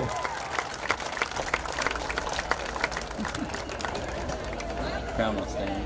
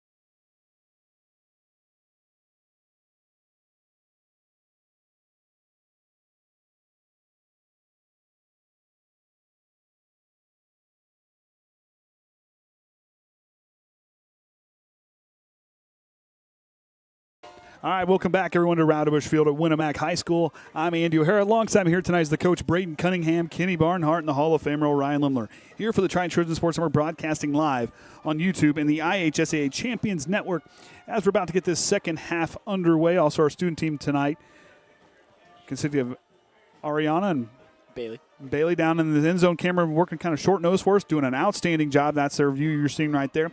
Kate doing the sideline camera for us tonight. And Silas is running around doing social media and our photography here this evening. But appreciate them. Got this. Boy, you know, we just recruit people on the fly for TTSN. You see how this works? Well, I guess is kind of already on. Well, she kind of is. I kind of gave her a nudge. Hey, you know what? You can just go ahead and run the camera. Hey, you know, at least we're keeping them productive, Braden. Exactly. I mean, yeah, they're managers. They were already with us at practice, and then I just bring Bailey along. I was like, if they want you to do something, do it. Hey, if Bailey wants to continue to work into basketball season, she's got my vote down there. She's learned how to run stuff, so she's got my vote. I'll send the word her way. All right. So going into the second half, Triton has moved. Both teams are kind of moving the ball. You know, Triton really hasn't started on their end of the field yet because of turnovers, and you know, Winamac, unfortunately, their offense just isn't quite getting there. They're making good plays. They had that really nice play on that first play of the game. I like to see this Winamac team really turn up the heat a little bit and come out here firing when they get their possession. But Triton's going to start with the football. Unfortunate for them, but defense needs to open up so that offense can do some nice things. Yeah, and like you said for the Winamac, I'm hoping this offensive line got a good talking to, and they can give this freshman quarterback some more time to throw in the pocket and really make them some lethal so they can get some downfield plays, get some big chunks with some passes, catch the Triton defense off guard, and get down on this field. They've shown some promise, and they just need to put it together and get some things going. And, you know, and they do some nice things. We saw some nice runs from Tierson Wolford. We also saw Ethan Burgess with a nice outside play. And Addison Allen, he's one I think is going to be one to keep an eye on, especially here in the second half, because he's a guy, he gets in the open field. He is a tough guy to bring down. He's a strong runner. We've seen him tackle well at the free safety spot. But when he gets on offense, he's a guy that can move. Yeah, Wolford and Allen have both been ones that just take hit very well at the line and then just keep driving, especially Allen. And, yeah, he's had some chunk plays. And this defense in Triton has had some trouble trying to take him down. And, yeah, he's going to be someone to watch out for this second half for sure. So as we get ready to go here, Triton will start with the football. They will work, looks like left to right. I can't get the moon tonight, so I thought I'd get the clouds. Oh, there you go. Got the clouds tonight. So all those storm clouds working south of us. Did you see that partial lunar eclipse the other night? I did. Michelle and I went outside and saw it. Orion told me about it. We were up, so we were like, oh, let's go out and take a look at it. Well, we'll go out and take a look at it, you know. We didn't get to see the solar eclipse. No. I was inside working. Oh, really? Oh, you're talking about the one a couple months ago? Yeah, I was inside working. Orion filmed it, so, I mean, I could go back and watch it. Our school gave us the day off for it. It's like we went and no, we had to work. We went and saw, like, the total eclipse. Like, it was dark. It was pretty cool. I mean, I got to see the tail end of it. I didn't go out the whole time. I mean, I'll be real. I got to see the tail end of it. So Talon Garner now to kick for the Warriors. Back deep to return is going to be Ryder Gayhart. Along him in the middle is Dante Workman and Vinny Prater on the far side.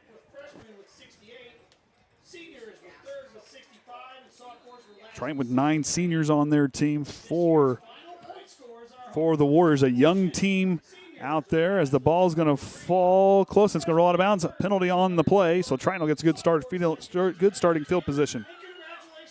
Good job there by Ryder Gayhart, the sophomore. Being smart, using that IQ to let the ball roll out of bounds before you try to grab it, give you some extra yardage to start out. And Ryder, you talk about has a great IQ. That kid is smart. Like I'm telling, I mean, he only is a sophomore. His next couple of years, keep an eye.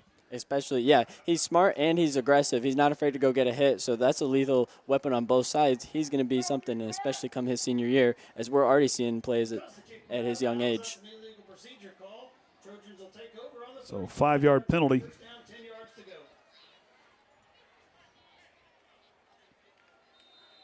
Woodhoyle splits out left for McFarland as his backs to the backfield line up in the I formation. Riff on the wing back position here to the near side. McFarland takes the snap. Going to roll. Here comes Talon Garner. The option play outside to Overmeyer. Overmeyer going to try to bounce away. You're trying to use that footwork to get freed up, and a good open field tackle there by Lewis Rugg brings him down. Got a couple yards on the carry. Yeah, Lewis Rugg and Aiden Schooler both there kind of making him, he just has to dance around because they're both there on the defense, forcing him to that sideline. Doing a good job not letting him get crazy yardage on that play, only picking up about a yard. As you saw, I don't know if you saw on your screen, as Jaden started to trot away. Triton doing something new this year with the helmets, putting spirit stickers, kind of like what Ohio State does on those helmets for the players this year. Yeah, in the coaching office, I've seen all the stacks of stickers. They've been handing them out a lot. I've seen Eastside's helmet filling up quick. Jaden's as well. Yeah. McFarland rolls left. Riker brings it in and fights through the tackle, but nice job there to slow him up with Aiden Schooler. Yeah, it looked like he was going to get some downhill, but just kind of got all wrapped up. Real strong, almost broke out of that, but it was by Cardenas comes in and finishes off the play. Yeah, and a good job by Wayne to bring that ball down as it's thrown a little bit behind him and just turns his body mid-air to come back and catch it, making sure that's not picked off.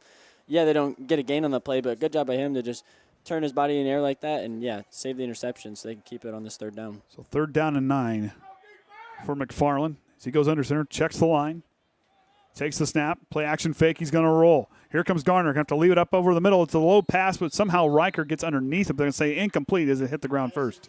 Yeah, I thought it looked like it was going to be just slightly short. Yeah, you see the Triton offense. They have the 3 running sort of a levels look. They got the one short in the flats, got a little bit farther out, and then you got one running probably a corner. But, yeah, just a little underthrown. Yep. Good effort by him to try to come back to it. But, yeah, just can't quite get under it in time. So 1 minute off the play clock. Triton now will be the first punt of the ball game. For them. Good stop here from Winamac Warriors. Get a 3 and out. Meyer steps a high kick. Enough time for his defense to get down there. Workman going to have to try to track it down as it'll roll out of bounds about the 38-yard line. So it'll be 1st down and 10 for the Warriors. Yeah, they really got to use that advantage. Getting that good stop 3 and out as Triton gets the ball in the second half. But, yeah, they don't get anything out of it. So then here, this is a good chance for these Warriors to, yeah, get this offense going. Hopefully they got a good talking to at that halftime, see what they can come out in. Talk about hang time on that kick. Jaden Overmeyer put his leg into that one. That one went up and touched the clouds and came down. That was way up there. Yeah, should have timed that one. That was about at least good 4 seconds. Yeah. Wolford goes through and gets wrapped up in a hurry, I believe. Eastside Limler on the tackle, and it is. Wrapped and grabbed a hold of him like a feed bag and wouldn't let go. Throw another sticker on that helmet. Yeah, just big old wrap. I mean, them arms went right around him. Good play by Eastside. Cyclone. Yeah, you see him cause a lot of trouble with that front line, break through the defenders. They're having some trouble with that farm strength. It's a whole different level. Kenny knows. Adriano going to go with misdirection, and Triton reads it well in the backfield. Stopping the loss. Stetzel, and I think Vinny Prater as well on the tackle. But Connor Stetzel, the cannonball, and the Stallion combine for the tackle. That's one of those things that we talked about pregame. Winamac's looking to cause a lot of that misdirection, and, yeah, just one time that you don't read your keys is a time they can get a big play. Good job by them to stay home and really wait for that misdirection to come to them. Get a good tackle for loss.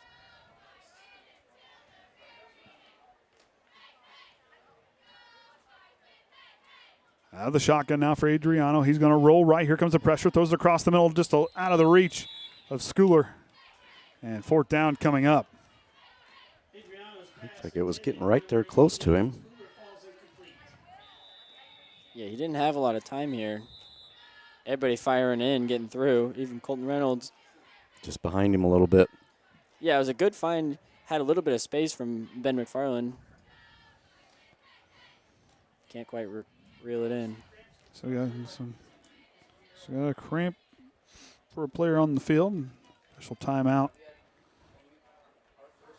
Don't need any of that tonight. Nope, don't need any of that tonight. Nope. Like we said, we were talking about earlier in the ball game. We noted it before the broadcast.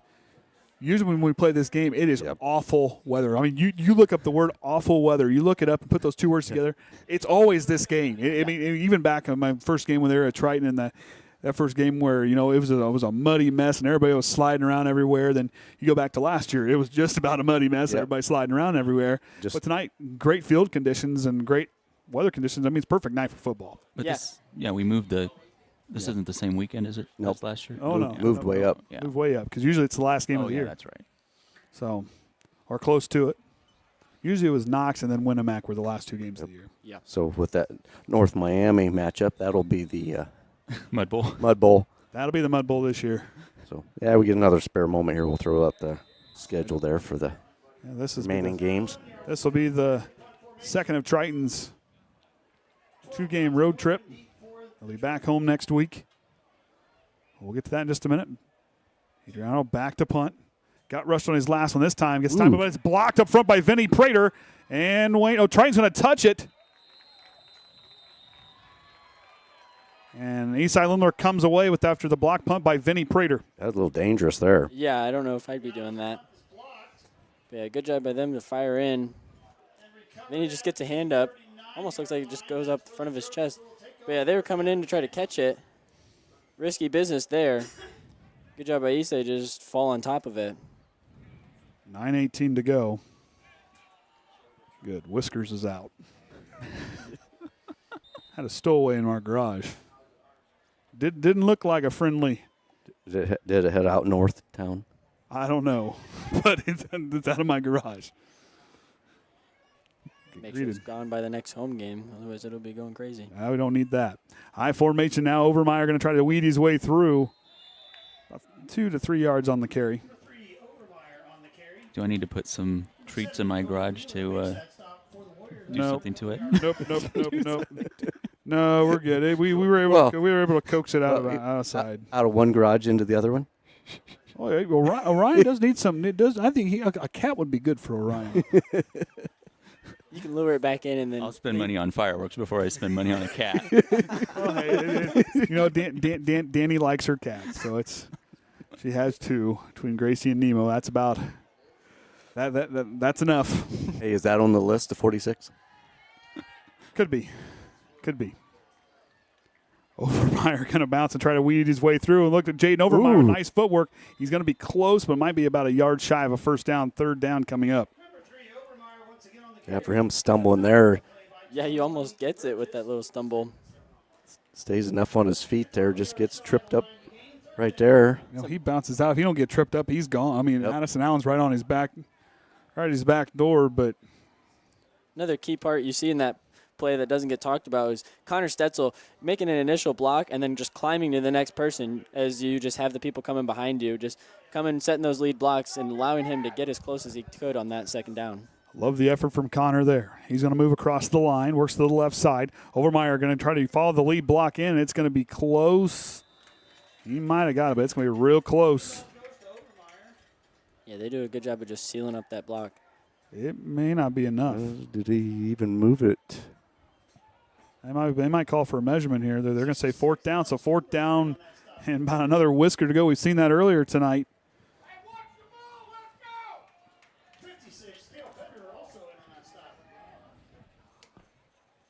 Saw that earlier this evening, Winamac earlier. 4th down and 1. Big stop here, or big play here from Triton. Right to Overmeyer. He hits the hole, and he picks up the 4th down conversion. Triton gets their 2nd of the night. That'll move the ball. Full steam ahead. He just lowers that head, hits the hole as hard as he can, picks up that 1st down. Here's a spot where you dig deep here. There's the Warriors. Now almost in your red zone territory. 1st down and 10 from the 23.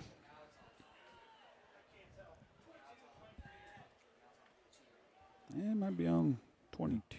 Yeah, they switched it to 22. Okay, so it is on the 22. All right, here we go. 1st and 10. Triton stacks the backfield.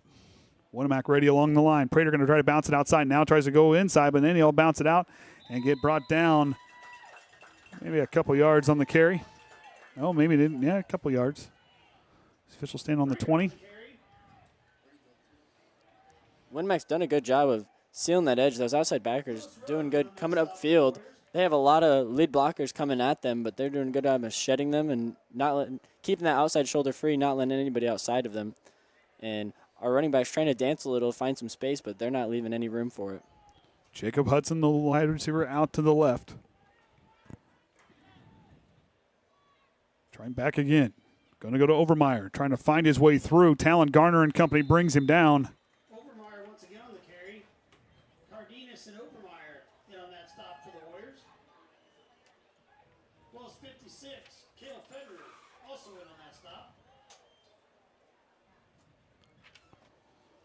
Giving a lot of runs today. Triton just kind of chewing out that clock quite a bit. I mean, sustaining drives, I mean, that's the big thing. You know, both teams struggle to move the chains early, but yet Triton doing a nice job sustaining, using that clock as much as possible. Yeah, exactly. They come away with it on some of these block punts and things like that, getting good field position, and, yeah, just taking away every second they can. High formation, and it's going to be blown dead. I think we had a player move early. Might have been on the far side. Official might have said that Dante might have left early, and I think it was.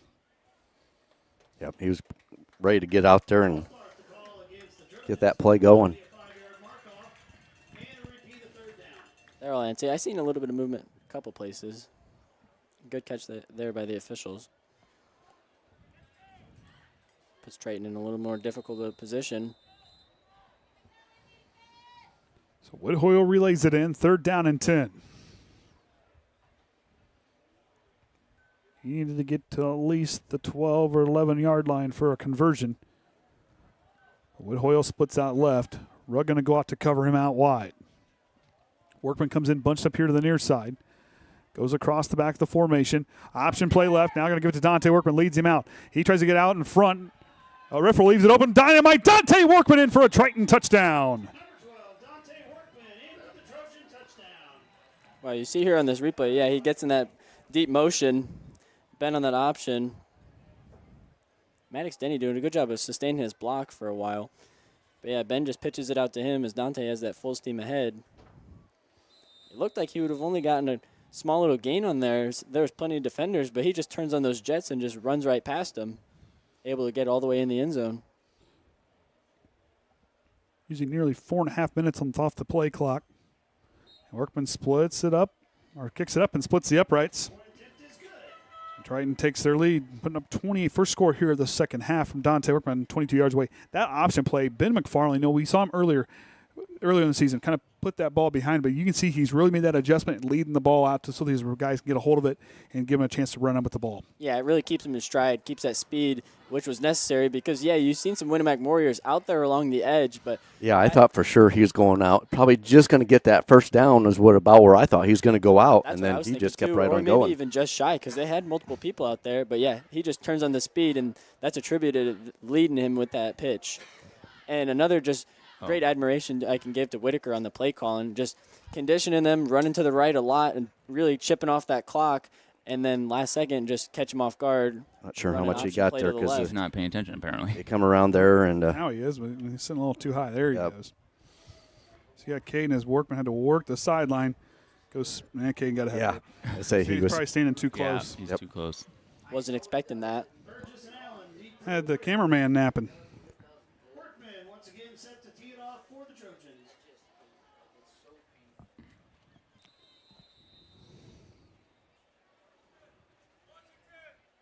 Camera's out of focus too down there. Yeah, they're been having issues with, I think, that bright light on that one. Kicks back deep. Taken there by Burgess about the 10-yard line. Burgess trying to cut up field. He finds a seam. Burgess still on his feet and gets brought down at the last moment by Dante Workman. Helps him right back up. Gets up to the 42-yard line. See in this replay, not a bad kick. Gets some good height on it like we've seen. Pins him back deep.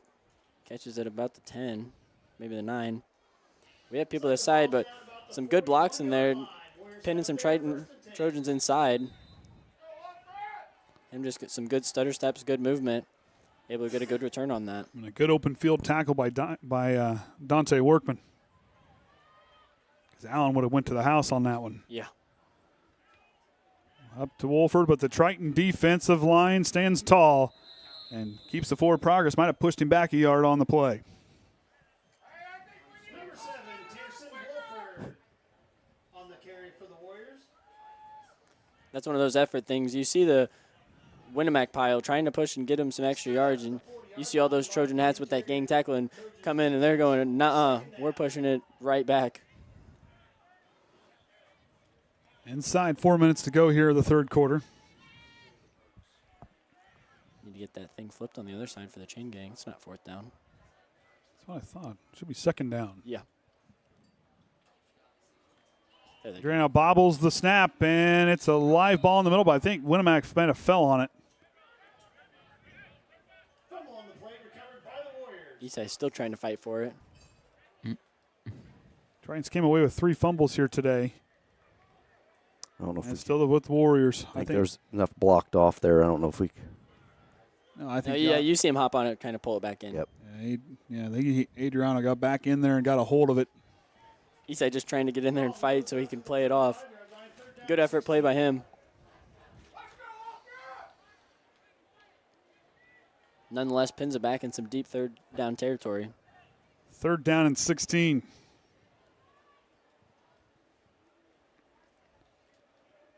Since Burgess in motion. Here he's going to try to roll up, but Vinny Prater's got him for the sack. Dominic Bradley follows him through, but Vinny Prater initially gets a hold there and hangs on for the sack. Yeah, right away he just had a good hold on his sleeve and gave him no room to run. We've seen him scramble out quite a bit today as he's had a lot of pressure, able to kind of wiggle away from it, but yeah, that time he had nowhere to go. Forces him to a 3-and-out. Prater gets his first sack of the season with that one. Riker and Eastside Limner lead the way with 3 apiece. Triton 9 on the year. And Ortiz is kicked, blocked up front again. Now Eastside Limner with the block. That's his 2nd blocked punt of the year. Let's see, we had a little laundry out there. And a hold on the Warriors. See what we can. See who gets in there. Oh, yeah. Eastside just sticks his hands up. You know, Eastside Limner has been a force on that inside of that line, getting up, blocking punts. We saw it again in the LaVille game. Was it LaVille or was it? No, I think it was LaVille or Culver. I think it was LaVille. I'd say LaVille. I think yeah, so. because that was where Jaden had the return. Oh, yeah. So I mean, we saw earlier where he got the block and Jaden ran it back. But you know, Eastside Limner doing a nice job getting that interior pressure on special teams. Forcing some fumbles, blocking some passes, collecting some of our own fumbles. He's doing it all out there. McFarland goes to Overmeyer, cuts back in the middle of the field. Burgess and Cardenas in on the tackle. You saw a big hole, but they didn't leave it open for long. That lead blocker gets through. It looked like they were going to get a good gain on that play, but Warriors crashed down on it very well, not leaving it open for long, especially after letting a big play like a block kick right there. They're coming back thinking next play mentality. That's exactly what you need. 2nd down and 7. Woodhoyle split out left. Stetzel rotates it along the line. Gets out for the lead block because Prater gets flying through, still on his feet, and falls forward for a try. The ball's free, and the Warriors come away with it. Mark him down, actually. Well, they're marking him down. Let's see what we can see. I think he was the ground caused it. I thought he had looked down when it came out. They get him right there. He kind of turns around. Can't quite get him down. Yeah. Yep. On his back when the ball came free. But a good hustle play by the Warriors to go after the loose ball. Yeah. And that's going to go back to teaching younger kids. When that ball is ever free on the ground, you always go to that ball. You always go to that ball. Yeah, exactly. You never question it. Even if you think with every thought that it was for sure down, you go for it because you never know what the ref will see. Inside a minute to go here in the first quarter. Split backfield. Prater again gets brought down by Cardenas as he holds him down, and the rest of the crew comes in there to bring him down. Prater back on his feet. Going back to where it's important for the younger generation to jump on that. I mean, you see players, it's like running to the end zone. You need to both hands on the ball when you go across because you see guys drop that ball and leave it early, and it's a defender coming behind can pick that ball up and go the other way. Exactly. Or you see some players there in the NFL, they'll kind of just run with it and drop it before they even get in the end zone, and then people will pick it up, run it all the way back, and they're like, no, that's a touchdown the other way. Colt Reynolds now will come in as one of the lead blockers. Stetzel now back to fullback. McFarland going to throw a fade route into the corner for Woodhoyle. He goes up, intercepted by Hayden Taylor. Yeah, you can see him just looking right at that. He does a good job of reading it. Yeah, too many maroon shirts in that area. Yeah, it just sits in the air too long. I think he was hoping to just get it a little bit closer to that far corner. Just leaves it up a little bit more than out. Good play by there to be in good position, come up and high point that, jump right in front of Dante. Come away with it after you have you get a good return, and then you are forced to a 3 and out, and you get your punt blocked. Good job of there to just not hang your head, play that good defense, get a good stop, come away with the ball, and you come on the other end. That's Taylor's 4th interception on the year. Burgess gets it on the sweep play to the outside. Overmeyer trying to get him, trying to strip him. But that'll do it for the third quarter. Triton leads 28-0, and a late flag coming at the end of that play. 21 Burgess on the carry for the Warriors. He got flags on the field.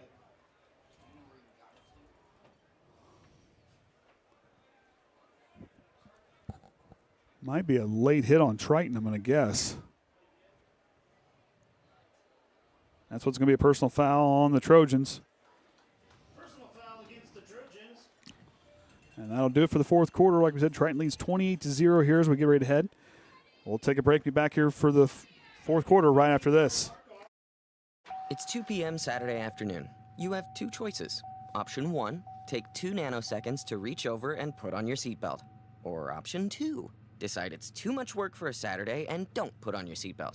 As the seatbelt alarm continues to sing the song of its people, you roll your eyes. You're just going down the block, you'll be fine. You take a turn to the left, and that's when you see it. Just wear your seatbelt. It's an easy way to save your own life. The Indiana Criminal Justice Institute wants to remind you that choices matter. Click it to live it.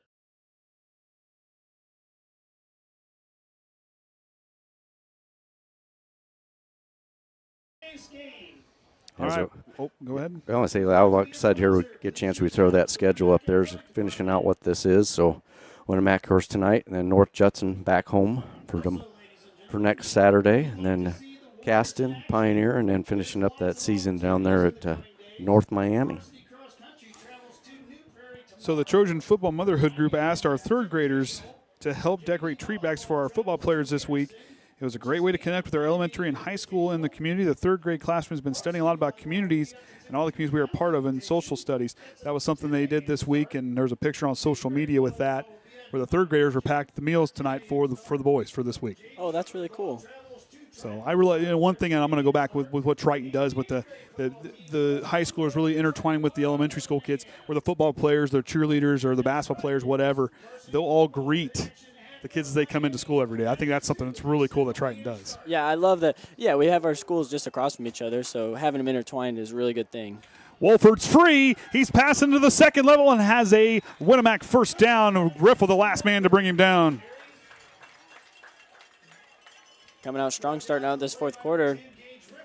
Good hard run. Him and Allen, like I said, had been the two that had been tough to bring down, and we see that there, starting off strong. Get this Trojan defense woken back up after that little break. 1st and 10 now from the Triton 46. Xavier Adriano under center. Sends Burgess in motion.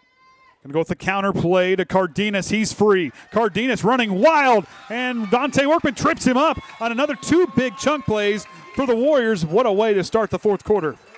Yeah, you see here from this close side, see the motion coming away, see Connor Stetzel come down, but just get a little bit too far downfield, so then it just leaves a little gap on his inside. Able to slip through there and miss a tackle from Gage, and luckily Dante comes in and just gets a shoestring tackle, brings him down, but not after a big gain. But a nice play on hiding the misdirection. Triton really bit on that one there, but like I said, got to read that misdirection coming there. That's something Winamac runs really well. Cardenas in motion. Adriano going to throw it up to the corner. We got a flag on the play. Intercepted by Riffle. For the moment, the play stands, but we'll see what the call is. And it's a hold against the Warriors and a Winamac turnover. Good high point there from Gage we see on this replay. Gets that motion to try to do some misdirection again.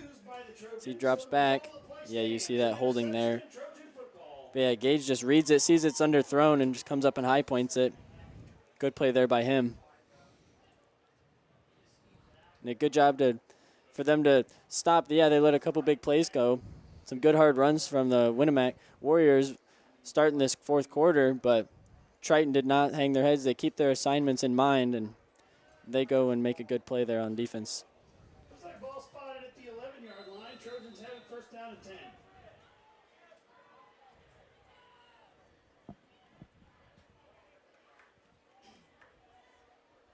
Farland under center. Goes to Overmeyer. Overmeyer trying to get up the field. Gets a nice carry on first down. Number 3, Overmeyer, once again on the carry, moves the pile about 4 yards. Takes a couple people with him. About the 15. It's never usually just one person bringing him down. It takes a group usually. Yeah, I don't take the stats over here, but I imagine they don't mark a lot of solo tackles against people we play. Appreciate all 166 watching. Of course, I know of a few that are watching right now. At least I've been texted by a couple. Did Rodney say last night that? And Rodney's one of them. The first game in quite a while. Yeah, first game I think he's ever really missed, he said. Oh, wow. A long time. McFarland.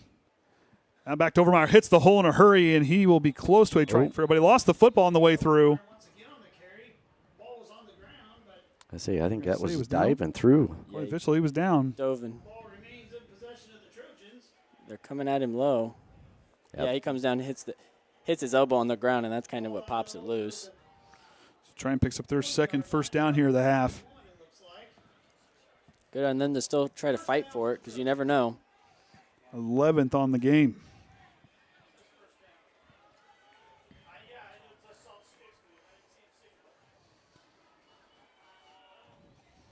McFarland under center, I formation, Workman out left. Yep. Flag on the play, false start, moves it 5 yards back. Prior to the snap, we have a false start on the offense. That'll be a 5-yard penalty. These are the things that'll frustrate the coaches on the sideline. Yeah, we're ahead on the leaderboard, but those are these silly penalties that we cannot have going into late season. Especially as we saw that schedule pulled up earlier. We're on the second half of that screen, which is crazy to me. But, yeah, we cannot be making these silly penalties as we go along, especially facing a tough team like North Judson next week, where we need to be playing some of our best football. Winamac next week will be traveling down to North Miami. First time they've played them since 1972. Oh, wow. I looked that up. Overmeyer spins. Got about 4 of those 5 yards back off the penalty. So I've probably been just a few months old. Yeah. I'm not going to point that out, Kenny. That's something I don't like pointing out for myself now, but I won't point it out in others. That wasn't even a thought. Of course, the big 25 this year. Yeah, a few days ago. Congrats to you and Terry. Snuck down Florida for a week. Of course, more maintenance than anything. And the special shirt. Not sure where the ball went. No, I was going to say, I couldn't even see where that one went with the misdirection. Did Stetzel carry that one? It was. So Yeah, it Connor looks like Stetzel on the carry. Some good misdirection fooled us up here. Oh, I thought Prater had it, and he ran to the blocker in the back, and I was like, whoa. Well, that's just a prime example of how you really teach them to sell those fakes where they create that pocket and they collapse down on it regardless if they're getting the ball or not, because it really sells and looks like they have the football. Was Rick responsible for the Easter egg shirts? Yes. That's what I thought. That was his year. Option play left for McFarland. He's going to push it behind Overmeyer. He goes out of bounds. I think it was just late. It was so late, I don't think he was expecting it. I think he was expecting it earlier right in there, and it didn't come. Yeah, once he saw this grass, he thought Ben was just going to take it. And then, yeah, Ben doesn't quite look before he pitches it. Kind of shoves it behind him.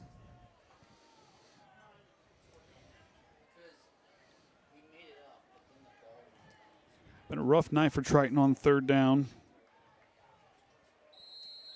2 of 11 this evening. Oh, wow. I believe that could be, I could have marked the next one. The general gist. We've got our official scorekeepers over there. Stat keepers, I should say. We'll leave that up to them. I'll have to ask.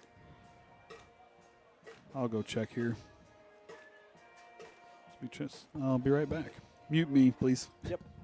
I don't know, in 17 years of doing this, I think that Easter egg shirt is probably the worst one I've ever. It was unique. But it's made for more of a joke than anything. Yeah. Occasionally we see people wear those. Yeah, we still we still do see them, but yeah. So it got used.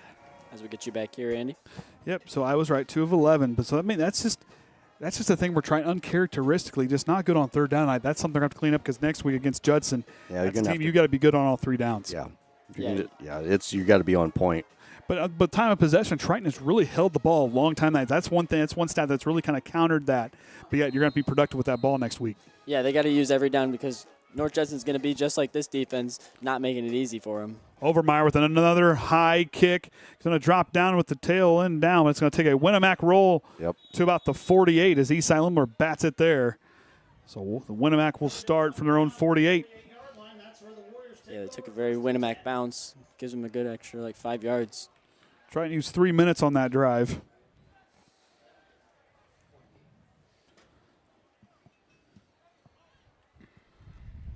We saw the last time with the Warriors moving the ball down the field, the last one, 2 big chunk plays. For me, I'd be ready to watch this group here because I got a feeling they're going to be throwing everything. They're going to be throwing their kitchen sink, especially on this drive. Yeah, the DBs need to be ready for any sort of trickery. Get some misdirection. I mean, just like that first play they came out in, they're capable of it. Cardenas on the left side of the line. Outside pitch played, and Wolford brought down by, I believe, Eastside Limler. Yeah. Colton Reynolds on the tackle. All I saw was a 5 and a player flying in the air. We've said Eastside's name a lot, so just suspected it was him. But, yeah, Colton, another one we say a lot. Comes on in there good, scraping inside out very well. The torpedo gets in there and makes an explosive tackle. Yeah. Because, Wayne did a good job of setting that edge, making sure he didn't get it to the far outside. And forced him back into the middle of that line. It was a nice job by him. Adriano under center. Sends Burgess in motion. And that's where he's going to go with the ball to the left side. Burgess has a seam, going to get up the field. And a nice gain on second down. Going to set up third down and manageable. Good sportsmanship by Ben to help him up after that. Delivering a good hard hit. Yeah, he found a nice good pocket over here on that left side, coming right through there. He sees that gap, cuts back in. Everybody shoving to the side, so able to come through. Yeah, he was just trying to kick it to the edge until he finds that spot. Turns it up, goes north-south. We're just back in motion. Misdirect. We're going to keep it with that one time. And Adriano picks it up, but I believe Eastside Limler flexes as the Cyclone gets in for the stop. Delivers a real big hit right there. As they do a double sort of misdirection. They fake it, then they fake the counter, and then he just takes it. Eastside right there to mess it up. Eastside, my goodness, he hit him hard. He tattooed him. That was a hard hit by Eastside. Yeah, his helmet's going to be about full after this game tonight, making a lot of plays on both sides. So do you just start stacking them on top? And I'm not sure. I wish they would have done that while I was Put them on still the here. face mask. Start wrapping around the face mask. Start coating the inside. Uh-huh. Oh, those will fall off, though. You got to get them where they're going to stay. Winamac, another timeout. Might be setting up for some trickery here, down by a few scores, trying to see what they can do to maybe get some momentum to try to keep that drive alive. Burgess showing that aggressive play calling here early and with some good plays here On the first part of the game, the first play of the game was a kind of a flea flicker to force it down the field. Yeah. Something I like starting out, something we've seen a lot from Zach at the Triton Trojans. He's one that loves to come out, especially second half, and just throw a play at you, catch you on your heels.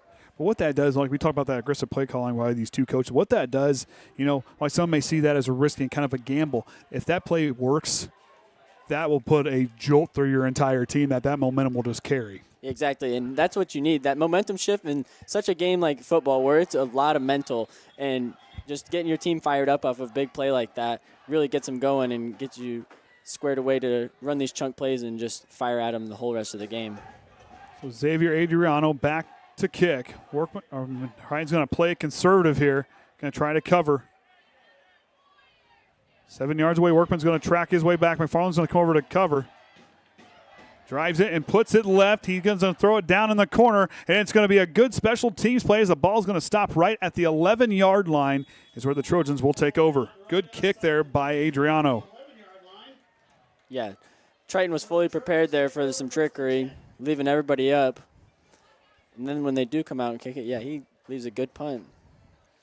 Puts him in the close territory. Push it towards that coffin corner, as it's been called before.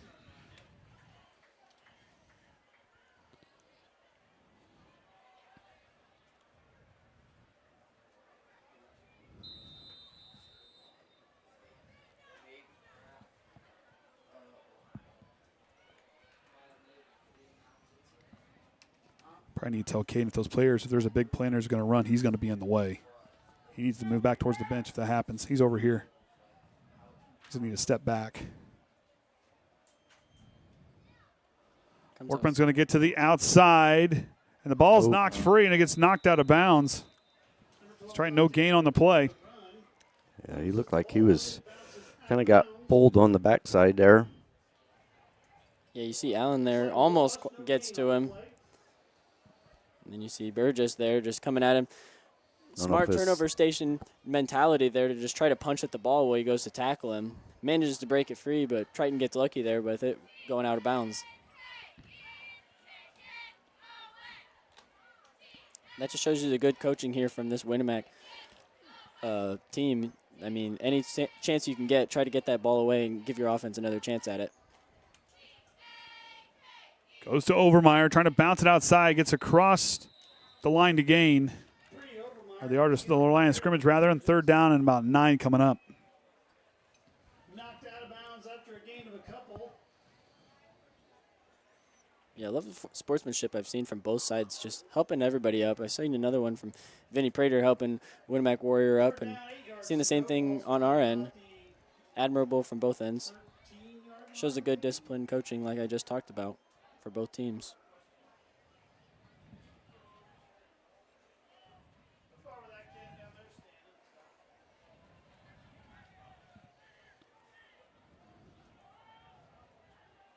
.453 now to go. Vinny Prater breaks free. The Stallion finds his way for a Triton first down. Their first third down conversion here in the second half. Triton moves the chains. And a good play by Vinny to break free. The hole opened up, but he's a guy that once he hits that hole, you better make sure you bring him down quick because he sees the gates open. He's headed to the back 40. Yeah, you got to try to get to him while he's still there getting through that gap initially because, yeah, once he breaks free, gets to the second, third level, he's got his full speed ahead, and he's not coming down without a fight. And Warriors have done a good job at that D-line to stop him there early, but finally we get a good hole, and he just gets through, gets a good play there. First down and 10 from the Triton 25-yard line. As Overmeyer bounces outside. Good lead block by Eastside Limler. Look at the moves by Jaden Overmeyer. He finds the corner down the sideline. Going to get brought down from behind there by Parker Zeider. Look at the moves by Jaden Overmeyer on this play. Yeah, getting fancy with it, and especially Eastside coming on a hurry to go get that lead block. That was a good pull by the guard. Put him on roller skates. I mean, I feel bad there for Hayden Taylor. Had a chance and juked him out of his cleats. Yeah, just sort of gets a little stop, and he keeps going. Fancy footwork, like you said. Good play there, especially with that lead block from Eastside. Without him, that does not happen. They're getting met at the line of scrimmage with that one. First down and 10 now from the Winamac 45. Goes to Ryder Gayhart. And the sophomore trying to fight his way through for about 4 yards on the carry. 4.5 yards. 22, Ryder Gayhart on the carry. He's just always one. Fires off the ball so hard and hits the gaps extremely well, especially as a sophomore. As a freshman, this kid's vision to see where the holes are at, where they're developing, and he hits them right, follows his blockers. He's a patient runner. But for a young man to do that at this age, that is truly a spectacle to see. Yeah, already having that skill, and then as he just develops it and shapes it as he gets older. it'll be exciting to see what he turns into. Riff on the wing back position right. Now goes to Prater up the middle. Look at Prater fighting through, battling his way from the fullback position for another Triton first down. Just another hard run by him, just shedding off people, spinning out of things, jumping over people. Looked like he was crowd surfing. Just yeah. Hey, he did win the shark race in the preseason party. So hey, he knows how to surf a little bit. It's like he also won the belly flopping contest. That's kind of what he looked like, when he won the belly flop contest too. It's like he was a celebrity and everybody's just trying to oh my gosh, trying to go up close to him, and he's just, hey, get away. When you're the back-to-back belly flop champion, I mean, obviously he's going to slide his way through. It's like the paparazzi at him, and he's just swimming through there. He had the superhero costume on the other night. Yeah, that's right. Overmeyer going to bounce the outside. Good block there by Stutz on the right side. Overmeyer bounce three, but the ball is free. Allen's going to pick it up at the 10-yard line. He's going to still try to find his way through. Brought down there by Maddox Denny. Triton turns it over. Looks like got kind of hit from behind there. Yeah, good gap block there from Connor Stetzel. Cuts back in. Yeah, good forced fumble there by Wolford. Just kind of hits his arm as he tackles him from behind. Allen picks it up. Allen picks it up, gets a good run there. Overmeyer didn't beat himself up there on the side. He's a competitor. It's kind of a tough play. Comes from behind. You don't quite expect that. I mean, get that ball tucked in. Was trying to make a move to get himself freed up. Yeah, he's going to be one of his biggest critics himself, and so he's beating himself up and mad at himself for that one because he knows that's normally not something he does. Look for him to make a big play here on this next possession to make up for that. Burgess goes in motion. Wolford goes up. Still free as Whit Hoyle stops him there for a first down for the Warriors.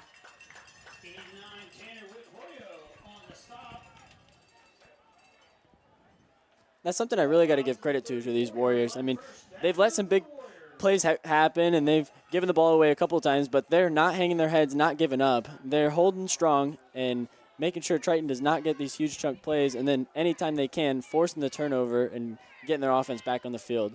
Great job by them to just keep that effort until the whistle blows at the end. Two receivers stacked to either side of the line, bunched up towards as Burgess goes in motion. Sweet play to the left as he's going to try to get out front. Here comes Workman to greet him and brings him down in the open field for about a 3 to 4 yard loss on the play. Good open field tackle there by Dynamite Dante Workman. Him and Gage are just so good at doing those, as we'll see here from this sideline replay. Got a good view of it. Dante just reading the run very quickly, comes downfield, and he does a good job of just reading the hips. That's the most important thing in these open field tackles. You got to read the hips and see where they're going because the feet will misguide you, and you just break down, find it out, and just attack him near foot, near shoulder. Textbook play right there. And a great job by Caden to catch that one on the sideline. Done that a few times tonight. Cardenas stays on his feet. McFarland brings him down, and he'll be about a few yards shy of a first down. Third down coming up. As 30 seconds to go in the ballgame. Triton going to pick up their third conference win of the year and improve to 4-1 on the season. Winamac going to fall to 2-2 on the year as they get ready to take down at North Miami. They're going to go on a 2-game road trip at North Miami and then at North Judson back-to-back. Might have time for one more play here for Adriano. Back under center. This freshman quarterback's going to be a fun guy to watch the next few years. As Wolford bounces it outside, cuts back in. He'll have a first down, and that's going to do it. Triton wins here 28-0. On the way tonight with those scoring plays for the Trojans tonight as they pitch their first shutout of the year. As then there at the beginning of the second quarter, it was McFarland to Reichert for 18 yards away, put the Trojans up 6-0, and then a good extra point made, puts 7-0. Then it was Dante working with an interception from 22 yards away, scored there. He was perfect on the night for points after touchdown. Triton led 14-0 on the option play to the right side there towards the end of the second quarter. Overmeyer scored from 7 yards away to put Triton up 21-0, and then Dante Workman scored on the option play there in the third quarter to put Triton up, as you see your final score here tonight, 28-0. A lot of things to build on, but a lot of things to work on going into next week for both teams, as I think these two teams are going to get better as the season gives them that final push before sectional play. Yeah, we saw some great things from both defenses, especially forcing a lot of turnovers, making some interceptions on both sides of the ball. A lot of good things to take away on this defense, and then just some good things to clean up on the offense. Yeah, silly penalties like we've seen from Triton. Then started out pretty clean, but then just got a little sloppy as the game went on. And then Warriors just got to kind of get that rhythm as they go into next week. And that just comes down with that aggressiveness by Triton, trying to find a way to continue to kind of harness that the best they can, because we saw them really have a clean game against Laville with only 2 penalties. This is a group that once they get those things cleaned up, the rest will follow. And I think tonight what I really liked what they did, especially on offense, was sustained drives. Used a lot of that clock, and that's why this game felt like it was on fast forward all night. Yeah. Yeah, you didn't see those home run plays, which Triton are capable of those home run plays, but I like the more of that approach to try to move the chains, sustain a drive, because when things get tough, especially when you start playing better teams, sustaining drives is what's going to probably keep you in the best position to win a football game. Yeah, and that's the big thing of it all. You want to keep your defense on the field for as little time as possible and just drive down and really wear down their defense on the other side of the football. And that's what Triton did tonight, and that's why the score reflects the way it does. And on the flip side with Winamac real quick before we hang up the broadcast here tonight, there's a lot to like. This is a very young team. This is a group that Burgess has that's going to continue to grow. You know, Adriano, back on there playing as a freshman quarterback, does a lot of things really nice, but there's a lot of guys that he's got a lot of speed out there as they get ready to push towards their sectional play. This is a group that's going to be a force to be reckoned with. They're going to get a lot of confidence as the season goes on. Absolutely. As shown as much promise as he is only a freshman, he's going to just keep on building that, refine his skills, get better with his reads, and be an amazing player as he gets older. And then, yeah, he has a lot of good people in the backfield, like we saw Wolford and Allen being very tough to bring down, having some very good runs as we saw tonight. As they put things together, they can be very difficult coming in this postseason. So we're going to hang it up here as Triton picks up their second conference win, or I believe third conference win of the season here as a 28-0 win over Winamac. We're going to hang it up here from Rowdy Bush Field. Until next time, remember the Trojan way.